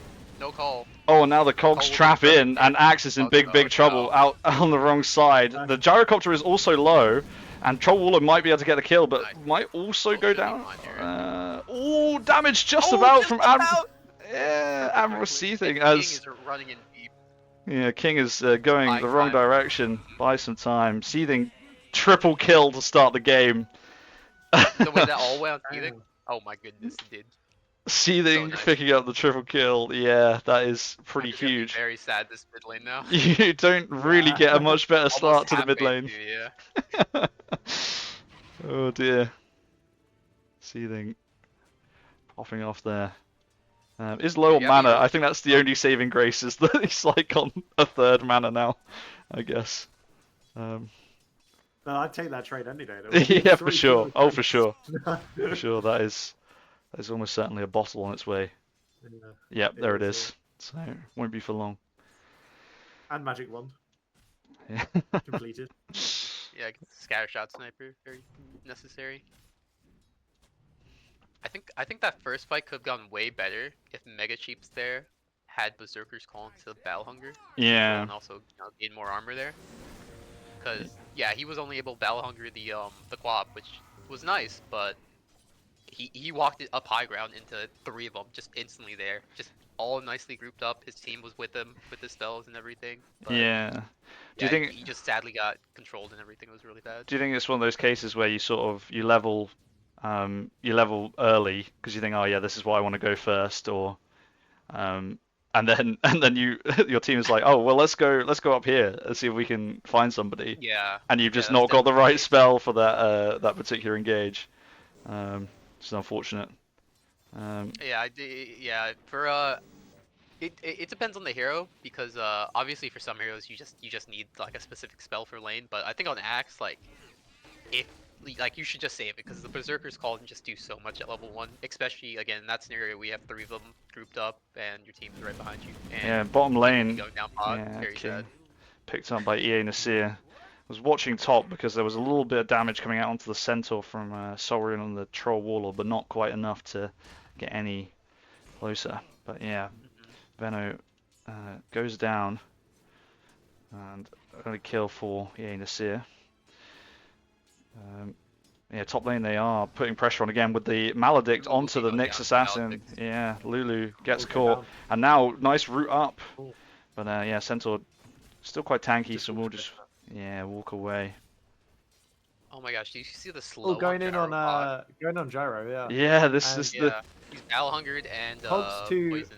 Venom Gale. Cogs to save him. Oh, he's Snipel. the cogs is huge. Mega Sheep's getting hit 50 HP. by Mega Sheep's getting cogsed up twice there, trying to run out. Yeah, you see that. Yeah, this is maybe a window into what GCDD thinking in this draft with this lane, the double slow, and throughout the game as well. Just to against the Centaur as well with the mobility that they have. Nice slows and stuns and different things, roots with the troll as well. As they get Bongo's Maledict out onto Catastrophe top, and I think it's still level 1 Maledict, so probably should be okay. Yeah. Yeah, it should be fine. It was a Nothing. Look at was that. was already on a relatively low HP as well anyway, so again a nice brawly start to this one too. Yeah. Big fights coming out. Early doors, a few kills here and there. I like that. I find it kind of I don't know, I like getting involved early doors in the lane, trying to get some kills rather than Yeah. well, it depends who you're playing, I guess. Well, that's yeah, no, you know that's your pudge and your your clockwork talking, because that's exactly what you want to do on both those heroes. Yeah, Centaur having a bit of a tougher time. Although I say that, last hits wise, doing alright to be fair. As the bongos will come out, but stun misses from Lulu. But yeah, tower is there, so I don't think Saurian will want to run under that at level 3. Be very surprised. Oh, Yeah, bottom lane. Bottom lane, loads of people are low. Everyone's low. Yeah. They had a weird little fight by the small camp where Axe was trying to farm it. Clockwork came to intercept, and then they just hitting each other. It was a whole silly time. Top lane, There similar situation going on. So a bit of camp action going on up top. Centaur is maledicted. A root would be really nice on him. Yeah, that's level 2 Maledict this time. Yeah, a bit Yeah. of damage, but not quite. Lots of creeps here for soul farm as well. It looks like middle lane, Seething marginally having the better of it against the sniper. Not much differential last hits wise, but 50 XP more. but is fast approaching level 6. Wow. That is... Yeah. It'd be interesting. Sorry, I looked at the wrong stat then and I got excited because I clicked on current gold and was like, which structure's got the most net worth? I realized I was on current gold, so that's my apologies for that. Yeah, so Seething has got 6. Will be interesting. Yeah, I was gonna say whether he goes to another lane and it instantly TPs down and uses it to drop on the Venomancer. They did pick up the gyro, but Seething basically using all mana to pop the Veno there, get something in return. So a nice rotation for Sitout. I definitely think that's more on the GCDD side because although that is a kill for their mid, they did lose the pause 1 gyro for it. Yeah, and Sniper is going to have this AD. But Mega Sheeps is still in a little too far. That was support. Yeah, it's quite tanky. Oh, slow just misses from the Veno, and now the clockwork stuns coming out. Getting caught out here. Yeah, change Yeah, targets. that's awful. Yeah. And Veno won't be able to TP back in lane now. Yeah, it's gonna be very bad for that bot lane for GCDD. Very nice for Sitout though.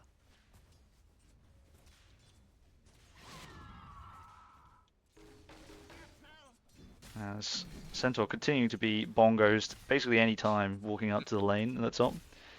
Got to get frustrating at a certain point.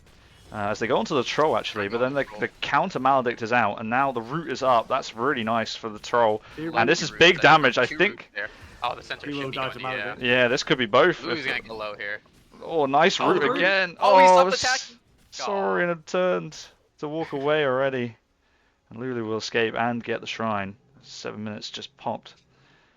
So that's nice. As Mega Sheep and King also looking for it. Didn't get in there. XP rune. Try and contest their own rune. Yeah. King's level 4. Yeah, it's that. Quite a bit. Yeah. And they only just got it because of the XP rune. Yeah, it was the death into after TPing back in as well. Like we said, the not having the TP back to the lane means you just have to Yeah. you have Just miss to out so much. suck it up and waddle back. It's a tough one. The long road. Contesting the pull as well. Wurzag gets the cogs out, and now the call from Mega Sheep. So he does get cogs back. Wurzag getting low. Admiral Seething rotating down again. Wurzag will go down, but yeah, again another trade, but this time it will be 2. Seething picks up another double kill. Oh my goodness. 6 and 0 on C. The mid quaff is 6 and 0. Oh Sniper dear. is still just farming mid Yeah. and under leveled compared to Seething here. Yeah. Well, this is the difficulty, I think, with the sniper mid, really, isn't it? Like, a Quap is the hero you want to be rotating early with the mobility you have, and a team fight ult. Sniper less so. Just keep farming, get the damage, and then hope your axe can protect you later in the game when they are trying to get on top of you. I don't know why I keep being drawn to this top lane, as once again, bottom lane, they go in onto the gyro. It's a lovely call. And the dunk comes out. So Mega Sheep's getting the kill. Soul's getting gone on. Where's X up here? They're all at it, and now Very The perfect. Cogs was very Just about nice. in there range, from yeah. Wurzag. now Witch Doctor just needs to be careful. A carry for a carry there, yeah.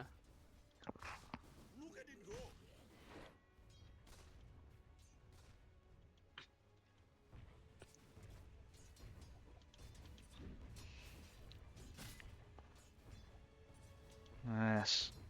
As both carries make their way back to their lanes. Yeah, Sniper obviously with sitting mid now at the top of the last hits. Seething obviously rotating around, but still pretty high up there. I mean, net worth wise, Still below Quap has Seething in the got net worth, like 900 more net worth than the sniper. Yeah. yeah, Sniper. big fight top. yeah, they've Oh, Center gets done. Center. Oh, but the Maledict, yeah. The death ward down. Stampede will probably allow the Nyx to escape. Yeah, nice use of the ult or the Witch Doctor as middle lane. Seething getting plinked down.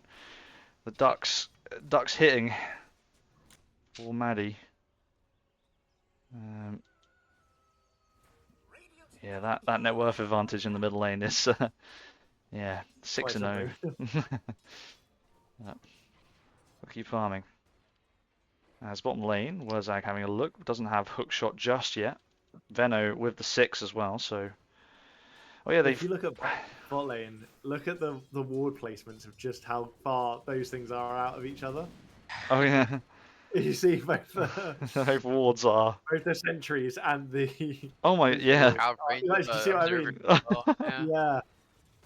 Agonizingly pretty crazy close. stuff. Yeah. Axe is he's gone down to this radiant jungle, just farming up. That's allowed Veno to get Noxious Plague. That's what the ult is called. I can remember Has it? as they changed it a long time ago, but a while since I played Veno.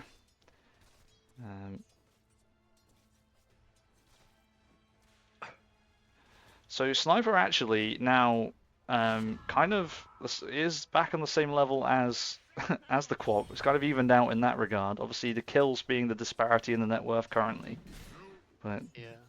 Maddie doing a good job of just trying to keep farming and keeping up. So Oh, we got Lulu mid on Vendetta looking for the sniper. yeah, Sniper is knocking the know that Lulu's here. There's no sentries. for yeah, and you've got the Lulu's. Clockwork with hook shot on the other side too. Oh, just gets the It's the Watcher. Get the... They're all barreling mid trying to find that sniper, it looks like. Clockwork Yeah. rotating as well. Lou just Done a good searched job both of jungles evasion. and couldn't find the sniper. That's so sad. I think that ward on the oh, but it was Vendetta up actually. I was gonna say the Well, ward yeah, he might. was in the with no sentry. Yeah. So Maddie made her way down bottom. Gets out of there.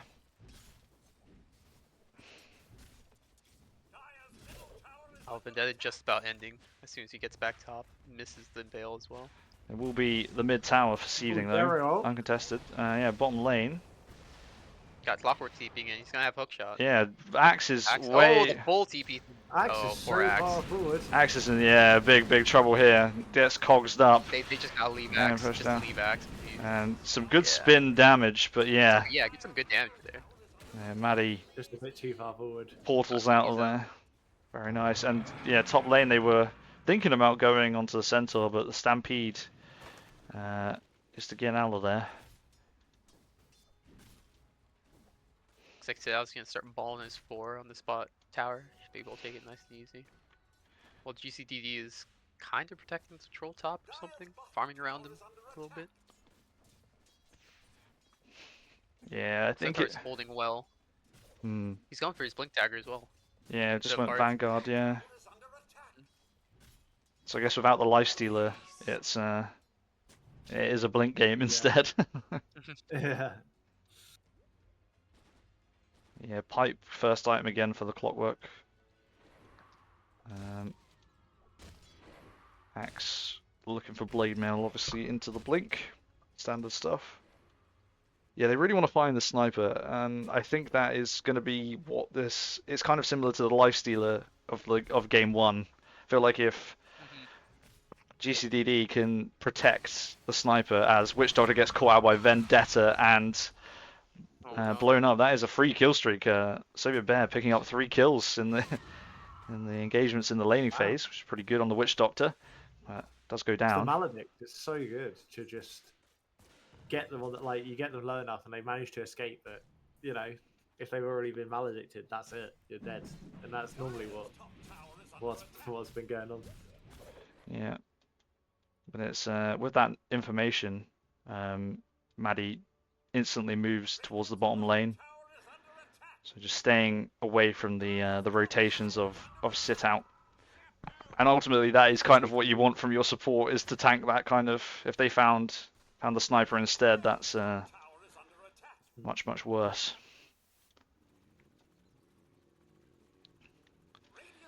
And yeah, pressure on this top tier 1 as well now from Sitout. It is sort of a little bit of an inverse of the previous game, actually. Yeah.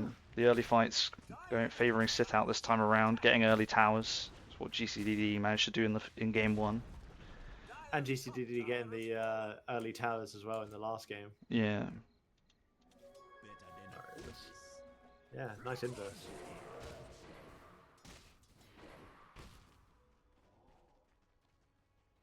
Troll's got the power crits online. Going for the Sand and Yasha.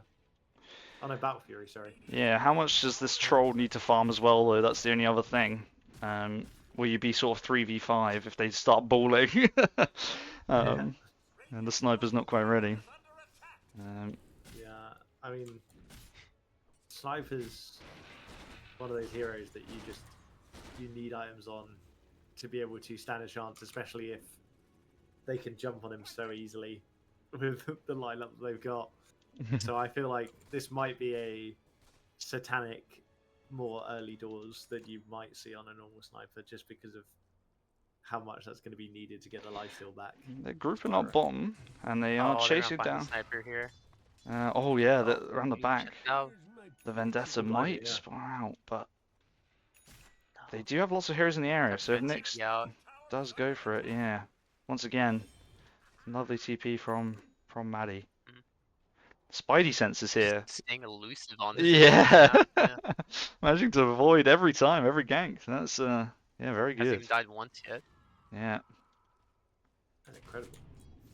Oh, Oh, was that a scan? Oh no, it was Lost in the sentry. and the sentry. yeah, but misses the venomous scale on him, so he's all right.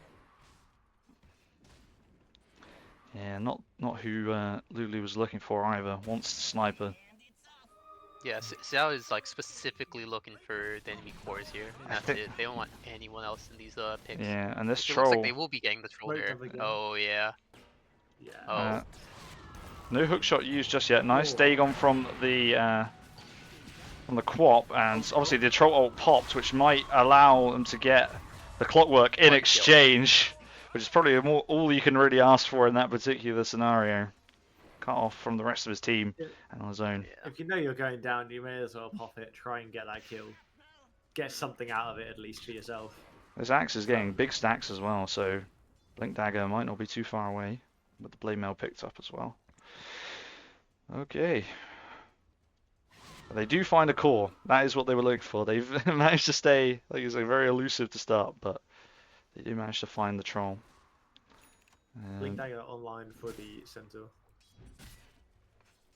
And quite close to the Axe and Sniper and Venom here. Has to be careful. Is this? Oh, we got Mage Slayer coming out on Sniper here as well. I see.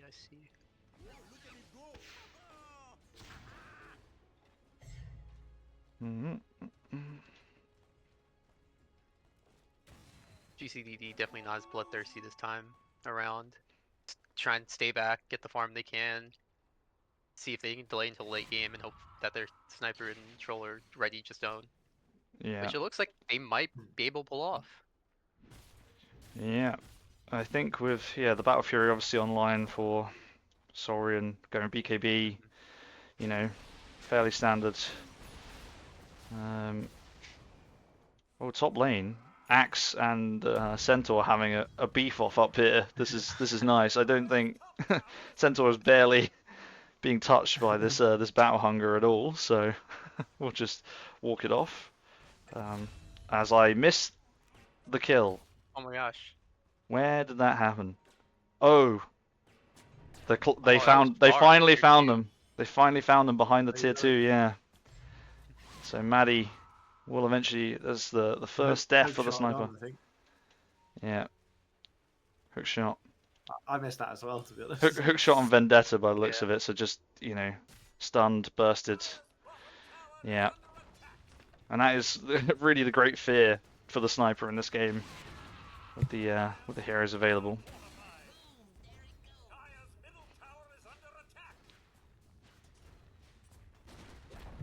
Bum, bum, bum, bum, bum, bum. As Oh, if I- might be looking for a tier 2 push here on bot. yeah, they're setting up for continuing to get this ball rolling as my cat decides to jump onto my desk. So apologies for any for any poor casting in the next. Oh no, she's just gone. Never mind. We should be all good. It's now all my fault again. Centaur. Yeah, getting. There's finding the Going in on Venomancer. Centaur, but he just walks off. They're Absolutely Kind of nothing. grouped, yeah. Yeah. Yeah, both teams sort of staring at each other again. Just having a look. GCDD definitely has to stay behind the tier 2 here. And Sitout Yeah. wants them to walk away from it like they are doing right now. Yep. Be perfect. As Vendetta now popped, yeah. and they will find the Got the axe. spell Vendetta. Scout the axe out, but the axe. Oh! Axe missed the call. Oh! It's alright. Wow. Sitout doesn't want to engage on them here. They can't really find the sniper, and they have to find them before the fight starts or as soon. But GCDD will be finding the gyro here.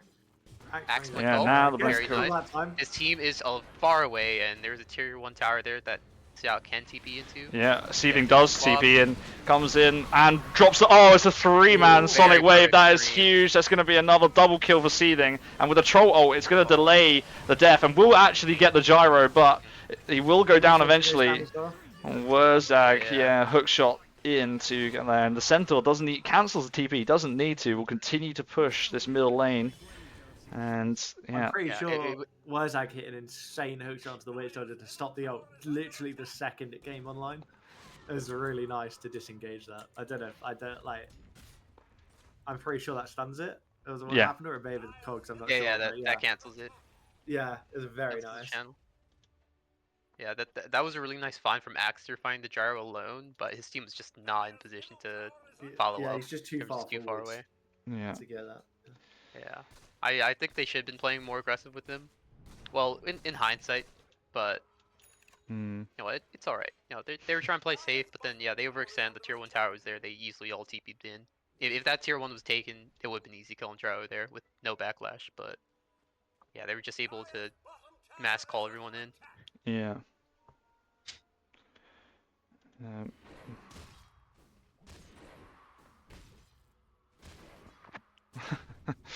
my cat is sat behind me, meowing right in my ear for attention, bless her. So, giving her some Oh, we got fuss. Lulu who's got smoked on by the enemy team. Oh yeah, that'll be a nice pick on the Gonna be- Knicks. Nice cool blink Actors up, are but they pretty do tall. once again have seething nearby with the Sonic Wave available. Nice hook shot down onto the Witch Doctor, but not sure if they want to engage. Yeah, it looks like the Centaur ult's coming out Yeah. to disengage, although Centaur himself actually running in, and both teams do just have a little look at each other and then decide, no thanks, gotta go. I mean, yeah, Team Sitout using quite a few of their ults there, so presumably wanting to, disengage, wait for those to be back up. GCDD needs to play a bit more, a lot more concentrate, because they have the axe as point man, which is nice, but because he's up there, he sees someone, he's gonna blink forward, and that's a lot of distance between him and his team that his team then has to walk up with. Yeah. And because that's happened the past 2 fights, his call gets off well, but his team during that whole call time when they should be attacking the enemy, who's controlled, they spend the whole time walking, and the enemy team is able to just follow up after that. So Yeah. it's really unlucky. They need to see if they can Yeah. have like maybe the Witch Doctor if he has Switcheroo. He does not yet. But the Witch Doctor would be a good point man with the axe like behind him, so that way if he gets gone on, he can either cast to engage, or if he gets gone on, just Switcheroo and be fine, and have the axe counter initiate as Yeah. bait. Yeah. I think you're right. They need to control like when he blinks in on, because it seems to be a little bit more like there's someone there. Let me go in, and that's Oh, unfortunate Centaur when you're doing the thinking, same "Oh, thing there. do the same It's thing. definitely what Yeah, you want to do on literally. axe, but like And there we now, go. his team just isn't in position. Yeah. And now they kind of are, which is good. No, yeah. they're not. They're still walking. Never mind. But the blink was onto the center, and I think that in, Yeah. in terms of the target, like it's such a tanky hero. But though. Lulu's going in.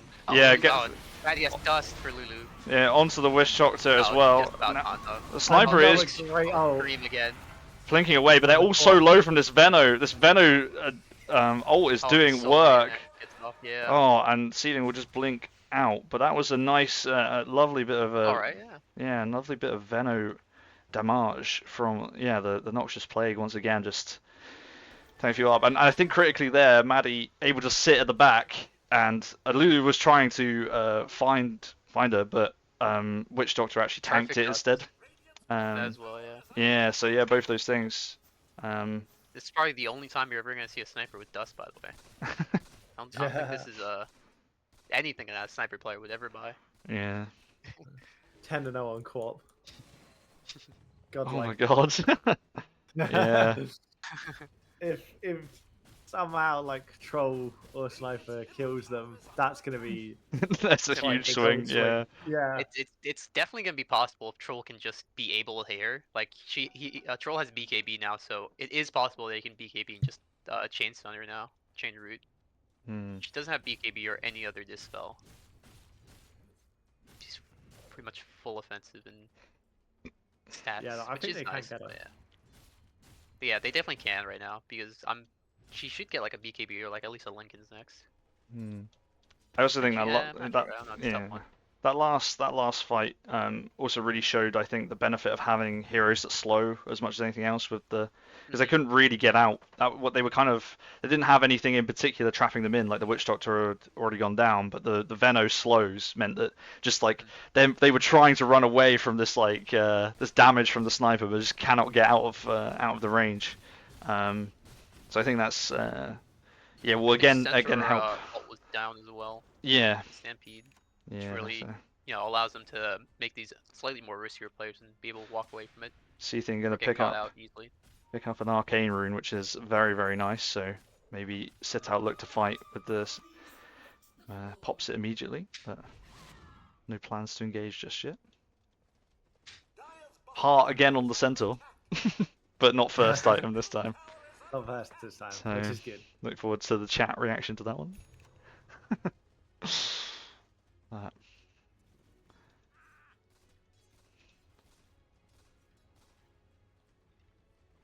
I was going Crystallis next. Got the yeah. Maid Slayer. Yeah, On the Sniper has Grandma. indeed given up on the Hurricane for now. Don Crystallis. Yeah. With an Orb of Frost in there for some reason as well. Not too sure what that's all about. I guess more slow, but it's alright. Centaur is... Oh? Oh, they're TPing in the gyro, Centaur but comes in. it It's only will Gyro and Centaur. They it should will be able to those keep it two. separate. Gyro pops the BKB and will walk Yeah. away, but Centaur will not be so lucky. Gets rooted up and altered by the troll, so it will go We'll get the down. rest of Team Sitout coming in. Yeah, Lulu They is know Yeah. Troll All is used for some reason. is looking, and oh my god, the Yeah, Venno he's gets on there. absolutely exploded by the damage from the Dagon and the Nyx there. Impale and yeah. Yeah, just popped Yeah, him up Vanessa. and did the rest. They're gonna have 2 Dagons as well because the the Nyx has already got level 1 Yeah. and Co-op level 5, so burst is gonna be quite outrageous. Yeah, this Venno definitely needs either a gem. Probably not, but at least more dust, because, yeah, this Nyx is just way too scary. Just can easily that kill was him, the Witch Doctor, and absurd. more importantly, the Sniper. To be fair, though, I feel like they'll take that. If Venno dies instead of Sniper, could be worse, That's- you know. Yeah, I mean, that's the best scenario, but, you know, It's still not a that's only good because... scenario. yeah, that's only because Nyx was playing defensively instead of looking out for the Sniper specifically, because he knew Yeah. that the whole team was down, probably with wards as well, to see him. Yeah, although they did get the Centaur at the very start of that fight as well, so Yeah. it was also that. Yeah, they also got the tier 1 tower for that as well. Yeah. So that's definitely more a GCDD side as well. Yeah. Yeah.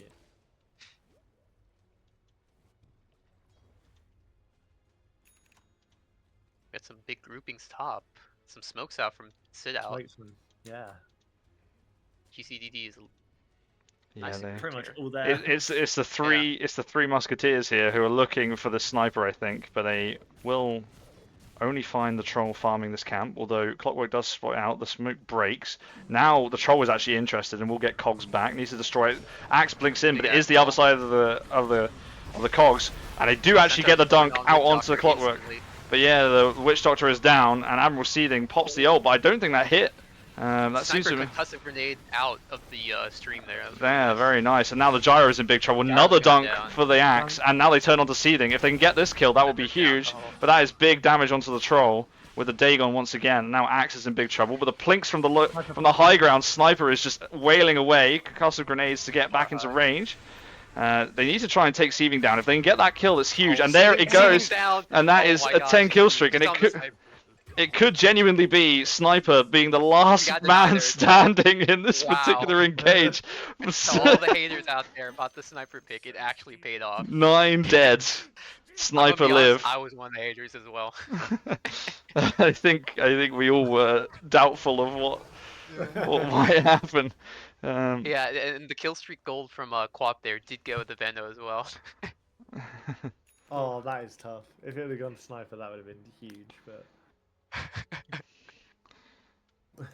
So yeah, I mean, yeah, that definitely evened out the game. You know, only 2k lead on Sitout now, and Quap is a little more scared, knowing that you can die now. Along with Gyro, actually, I Yeah. think Gyro didn't really do that much that fight. He kind of just, I was more focused on the backline with Quap and Sniper, but when I tuned back in, he was getting rooted by the troll and was really sad. Was not able to do much. He'd already popped ult and the stun, I think, BKB, I'm and assuming. Barrage. Yeah. Yeah. I love the difference between the two mids here. I was just showing on stream the Seething obviously is 12, 1, and 7. Got the majority of Sitout's kills. Maddie 018. Like, despite all the damage, her team will not grant her a kill. It's like please. But I guess that's also like the impact of having a hero like Venno that is doing all that damage over time as well. Yeah, no, that was a very nice fight, and the net worth has swung quite significantly. Still favouring Sitout, but much closer than we were before. Recovered a lot of the damage that it was before. Yeah. Centaur with a halberd picked up as well, presumably stop that troll ult, which he seems to be tanking quite a bit of as well. Maybe onto the Veno as well. Stop the ult from there and the slows. If you going in on them solo. Or if you get on the sniper as well, I guess. Stop the clicks. Would be nice. Yeah, definitely. Right. Wazag. I'm really excited to see where this game will go, because after that major fight, if they have another one like that, oh, it's a spicy second game already. Yeah. But we'll see. Maybe Sitout can recognize that they do indeed need to target the sniper there a bit more, and have a bit more control for the troll. Because yeah, the plinks from a sniper up top. I think Quap was the only one to really go on the sniper. It was nice that they got the witch doctor initially there, but even though he is a big issue, it's just you can at least walk away from the death ward in the cask, you know. Yeah. It's Yeah, a yeah. bit harder with the sniper who has, you know, concussive grenade and dragon lance and the slow from shrapnel. Yeah, great Can only concussive walk away grenade from it. usages as well in that previous engage. It was nice. Yeah. Yeah, See a smoke dodging from the ult. GCDD here. Yeah, let's see if they can find. Don't think they're gonna be able to find anyone. I think maybe just The sitting. last tier 1 at least. at Yeah, 33 minutes. sitting behind the axe, taking the tier 1, probably just in case somebody comes in, can wrap around. But no contest from Sitout on that one. And once again, we Looking find at ourselves Roche here. in a very even game, and a Roche would do very Be nicely. really nice on GCDD. They're in position for it. But Sitout does have vision of the Roche pit. Yeah. Get it onto your Oh, Interact maybe. Would be nice.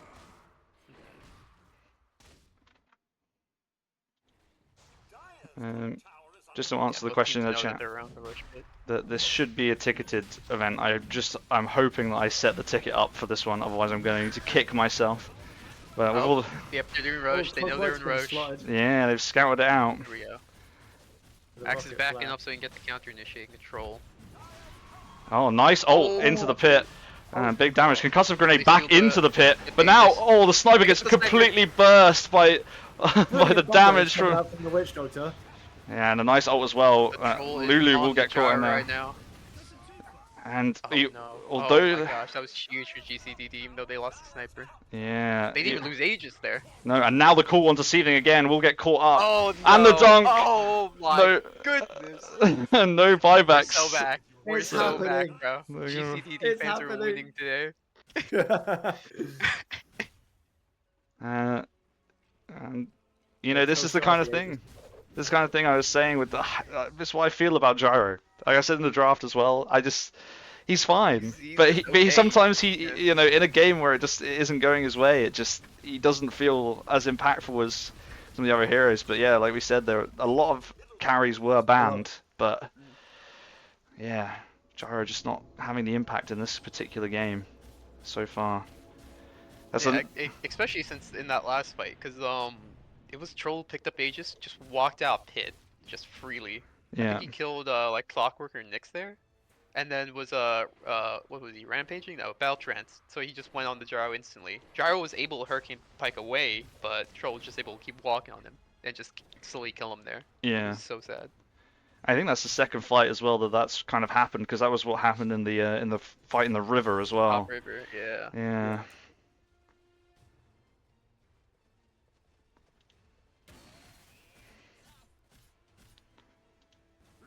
And they will find Oh, well, Catastrophe on the actually- Centaur, and that the hook shot comes in, and Troll is being stunned up, but he does have the Aegis as well, so Saurian won't mind. Not ideal Drop use the of the Aegis, Aegis, but they do get a kill in exchange. Yeah, And- they should be able to get this tier 2 for free as well. Sitout did drop quite a few spells there. Yeah. Hookshot, Stampede, and Call Down from Gyro. So they could try going high ground here without Aegis, and I think they'll be okay. Yeah. They just have to watch patient for Sonic Wave on Quap. Yeah, I think also just they could probably have Oh, no, tried. they're leaving. Yeah, they could have tried to go high ground as well, maybe to force out a buyback if Centaur has it, or get the information whether he does or doesn't. But yeah, also a completely fine decision to back off in that situation. No Aegis anymore, and now the whole Yeah, map to probably just farm get as that well. bot tier 2 maybe. Yeah, pretty much the whole map to farm. They do need to be careful because Nyx is no, never mind. Nyx has 20 seconds on his vendetta. I was about to say maybe he could find one of them out by himself. Yeah. Venno and Sniper together, quite close. I think Venomancer is right-clicked on Sniper actually, or at least Oh, he was. oh yeah. It looked like he was. He does that sometimes with us. Fun. Got the AD on Sniper, but it's gonna run out in a minute. Yeah, it looks like they're ready to take this bomb tier 2 as well on GCDD. Yeah, and this is it, isn't it? This is this is how you start squeezing the map. And with these heroes that like to farm and already have farm and want more, the greedy cores, the troll, the sniper, they get the whole map now. Sitout obviously trying to push out the top lane. Yeah. Oh my gosh, you just looked up the net worth as well. GCD up 7k and Quap is Yeah. now fallen below the axe. Yeah. Troll's also top net worth in the game as well. Sniper, interestingly, the lowest of the cores, although still having quite a bit of impact. Yeah. I wonder a consequence of not potentially getting many of these kills. And I guess maybe missing out in that last fight because was the single hero on GCDD to go down. Yeah, it's definitely hard for the sniper this game, but in terms of what sniper's going against, like the Nyx, the blinks from Quab and Clockwork, like Maddie's doing good on sniper here. Yeah. She's staying alive. She's being able to flick people when she can. Yeah. And last time when she died, she took out a whole sonic wave just for her. Yeah. So you know what? That's all right. And ultimately, if you're often very happy in any game where you you get 4 kills for just your life, so very well worth it. And all sorts of lines being drawn on the minimap now.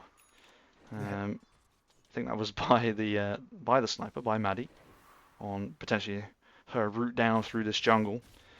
If they can pick off somebody here, Axe is going to bump into Gyrocopter, but his blink was cancelled by the Ags on the Gyrocopter, so that is going to miss. The Centaur pops the ult, but I'm not sure they are actually going to use it to engage, more disengage, but I do think they might have already been out, but better safe than sorry, I suppose.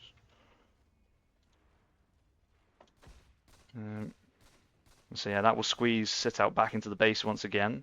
Someone will have to go back on GCDD, and Axe does. Axe has done it, yeah. Yeah, push out the top lane. As my cat has returned to meow at me.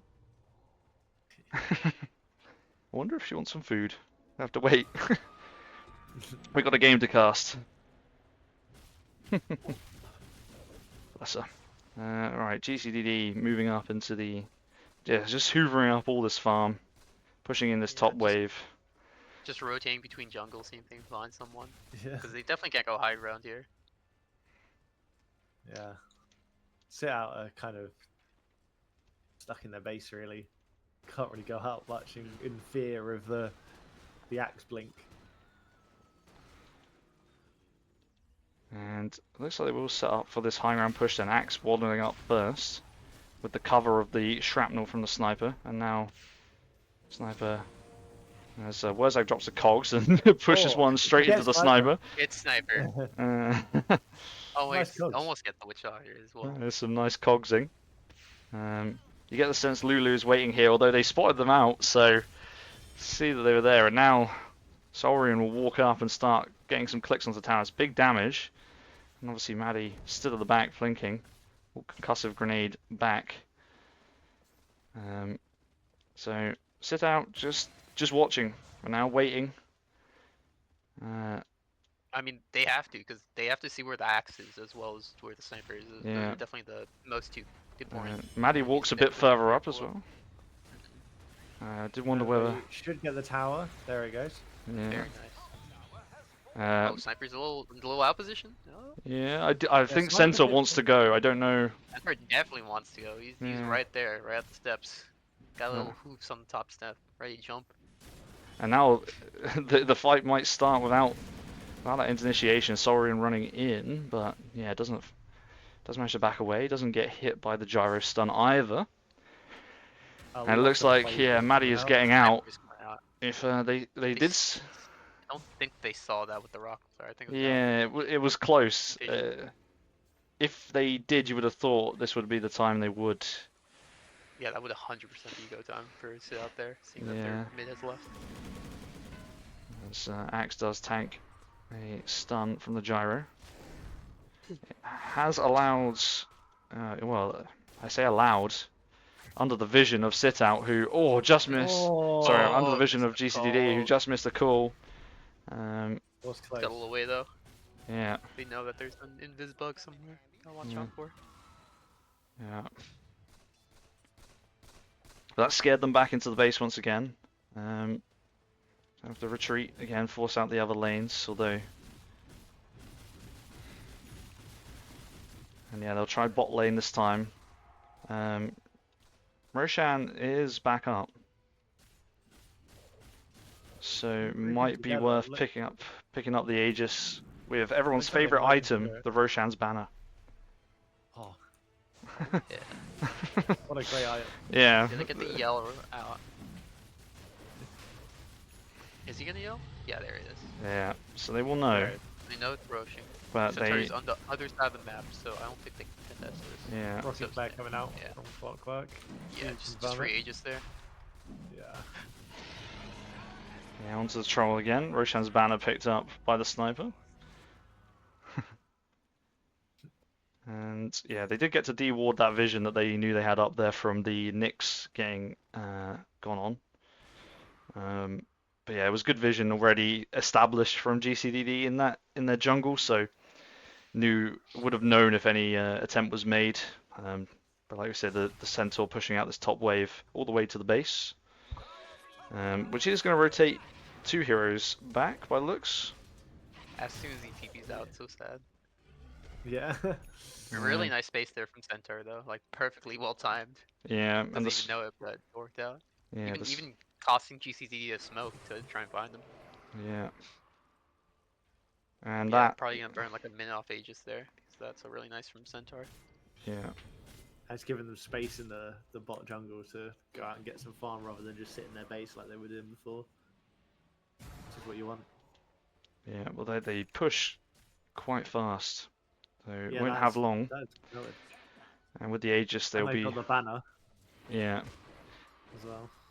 Yeah, I wonder if they can Well, actually they lost. they can actually zone them out from the banner with the with the threat of the axe Yeah, and also yeah. the sniper. Sniper. It might actually be Quite nice. Yeah. pretty useful in this particular scenario. As Clockwork will run up and I thought he was going to drop the cogs, but doesn't do so.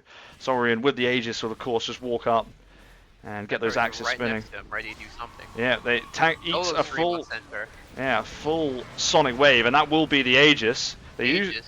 do drop the Does have Centaur. BKB and Valtrance ready though. Yeah, so we'll now pop it There and it is. just Hook shot, absolutely Centaur. shreds the Centaur. And Oh, Nyx is gonna go down here. nice no. hook shot. Onto Goes into deep though. yeah, need to be careful Centaur here. is bought back. He's here. But yeah, they're ringing the buybacks All on the Sitout buybacks now, coming back. and Mega Shoes with Oh, Centaur's going another down. That's a dieback. yeah. Nyx is here. Nyx is Axe going on. is going down. Shocker and Yeah, they have got some return kills. Venno is low as Yeah. well. Now they need to be careful. There's no more Aegis, of course, so Saurian will die for real this time. Quap chasing, and this might actually be Valtrance out there. Yeah. yeah, as they will get Maddie out. But a triple kill for the gyro. The gyro is online, guys. It's happening. Yeah. It's That just was- They lost Rax for that. That's really nice that they were able to get some buybacks and just wipe GCDD there. yeah, the Yeah. buybacks were big profit to come back and get those kills. That- And Yeah. It was only a dieback on Centaur, and the rest were good picks though. Good buybacks. yeah. Especially from Yeah. Gyro. yeah, gyro popping off. And I can't remember who it was. I think it was it the Troll Warlord who just completely tanked the Queen of Pain ult? Yeah. Yeah, yeah, Just yeah. Troll straight War up was the just hitting the racks, and Yeah, he that just got was- solo co-op there. That was hilarious. Yeah. That was his first. That was his Aegis life gone, so it's all right Yeah, in all honesty. say that.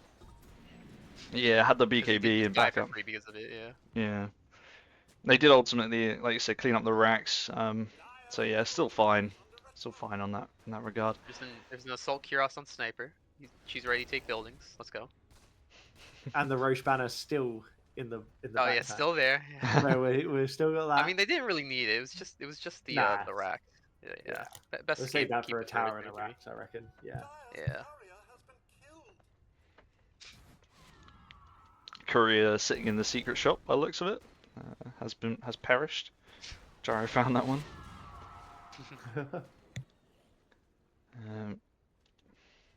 Not too much on the map to do right now. Roche is down. Tormentors are down. Yeah, Sitout couldn't really push to high ground, being on the other side of the map. yeah. Tier 1 up or tier 2 on the bot, again far away. I think ultimately They're just they, looking to regain their map control. yeah, exactly, and get some crucial farm.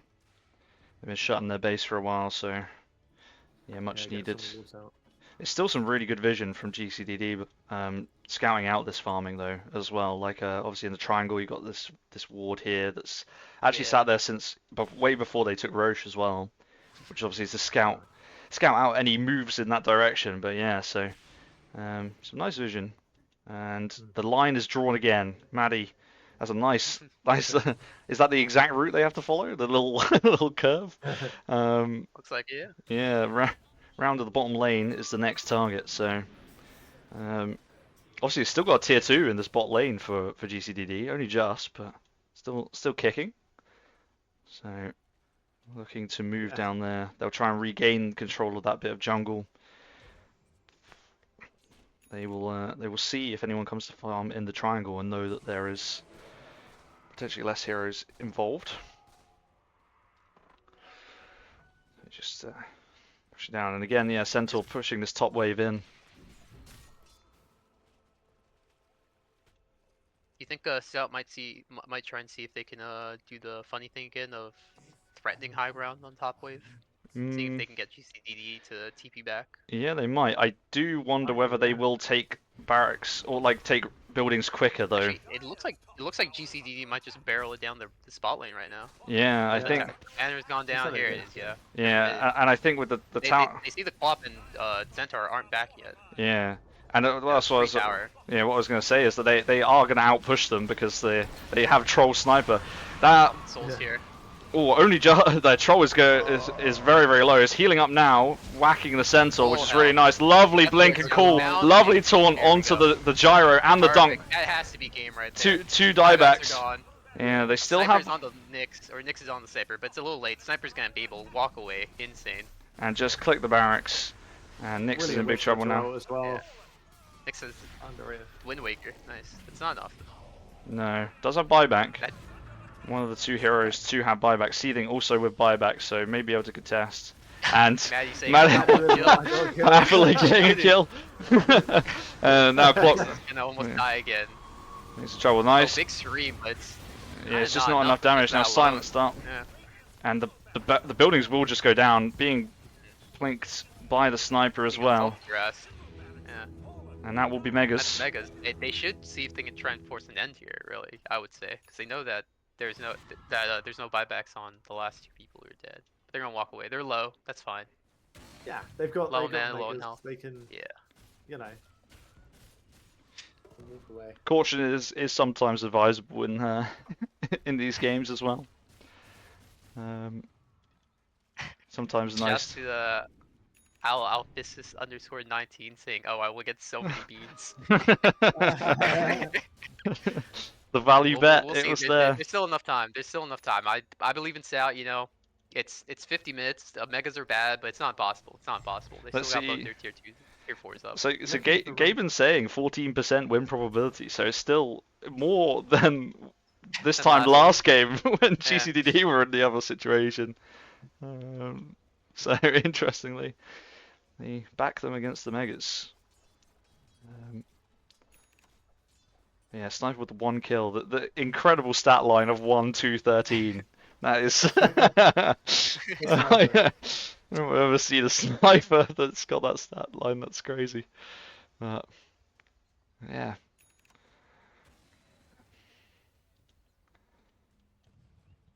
Oof. GCDD looking like they're gonna play the waiting game until they can get a nice pick in the jungle. Yeah. Maybe. Yeah. I don't know. Man's Finish enough. up some farming items. Sniper does have a mantle. goodness. Yeah. So Seething has also bought out, I presume, this Kaya and Sanj, although it might be the Wind Waker it's gone for instead. Can't remember what items Probably had the Wind before. Waker, I think. Yeah. So Yeah, it no, does. he got Kai and Sanchez as the second item. As the fight starts, Centaur will pop the ult to get everybody away, so they will live to fight another day. But it does mean that I Seething think it doesn't was have just buyback, Hinder who but got caught out. yeah, Yeah, that too. hasn't been hasn't been dying anyway. Seething really only 2 deaths in the entire game so far, so why save a buyback if you can get out, I guess. Yeah. Um,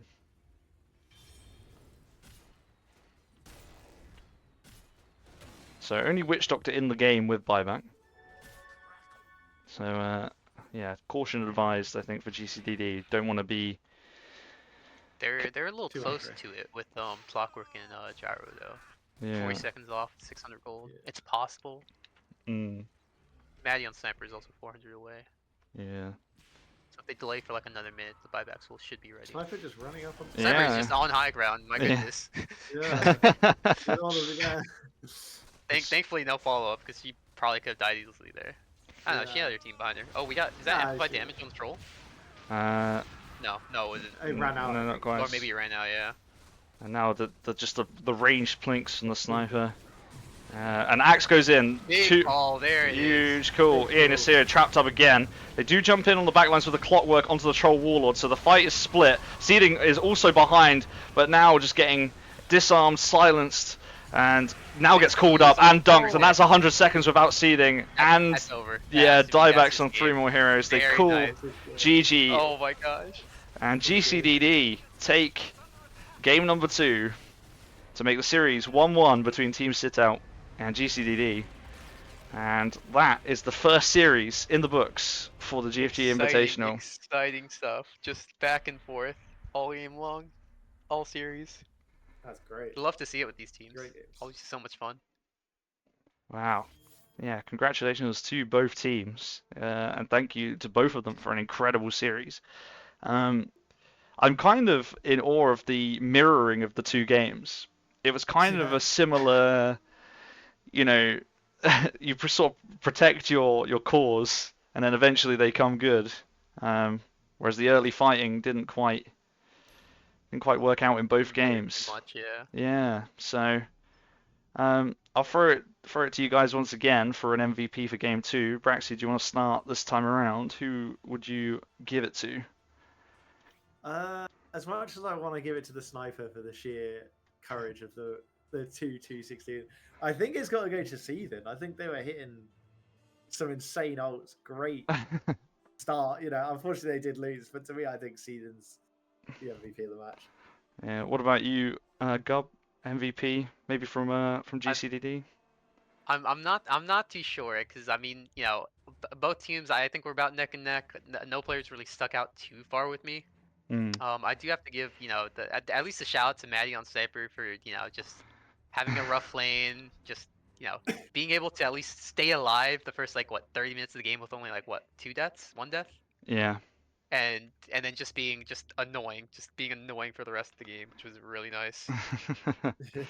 Yeah, so some very exciting games. I just want to look at the damage actually output. Yeah, pretty nice Who was spread your across. MVP, Scott?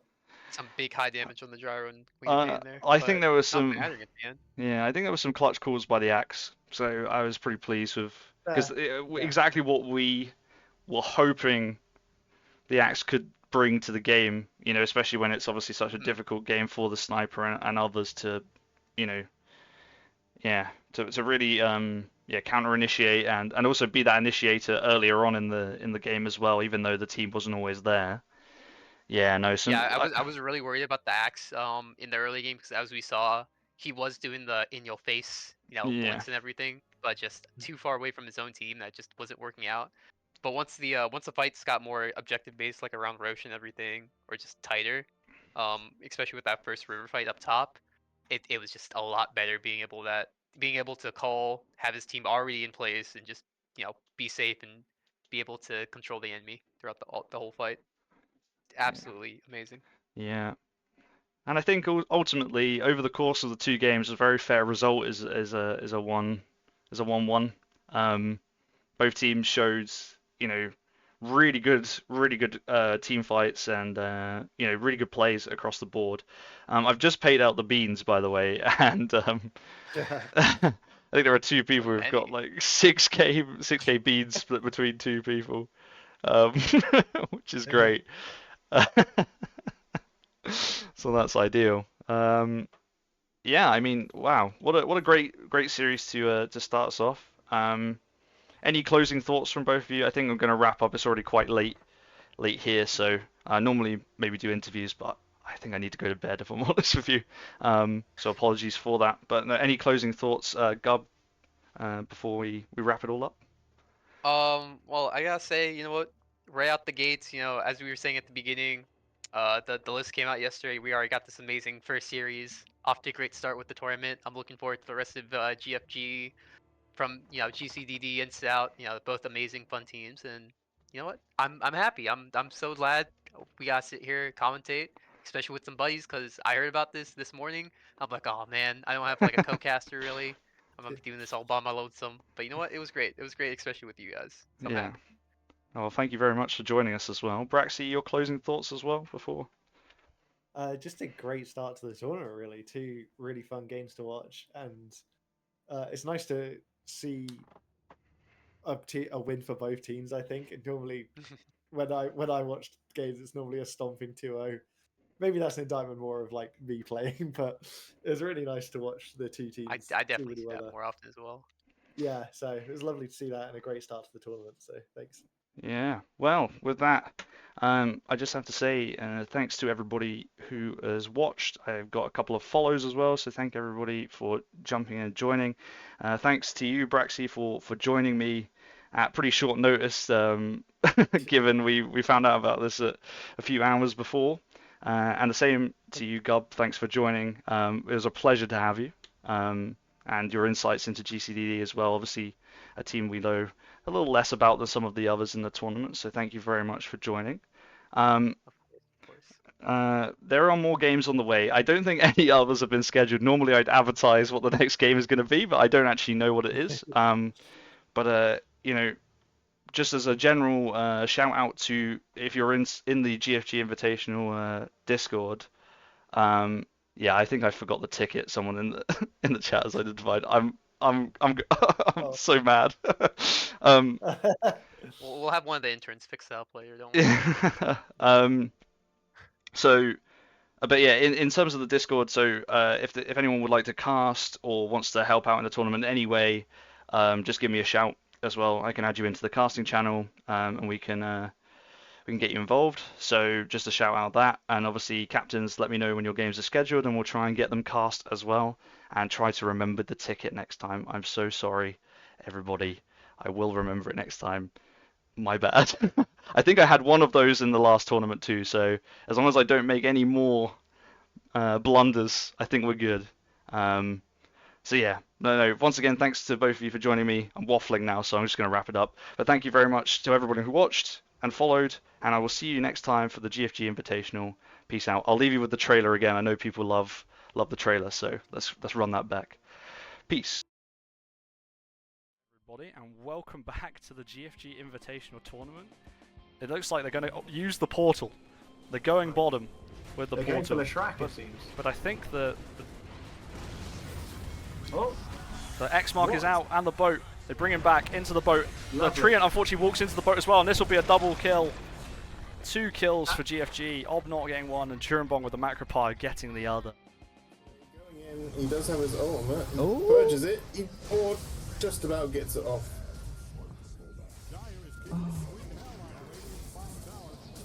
Get Ranger get getting down. Chrono with the focus fire. Waxy pinned, finished off. That's That's away already running. back to full health too. Gets slowed. So I'm close. Oh, gonna Doom get finishes Doom it off, here. but then he probably pays the TP's price. Oh, Khalees just misses it. Very fucking nice. All the tips coming out. Really good. That was And nothing will lovely. die back here, and that is Yeah, GG. comes out. And that is the end of the GFG Invitational Tournament. Team Spherical are Congratulations. your champions. They take the finals 2-0.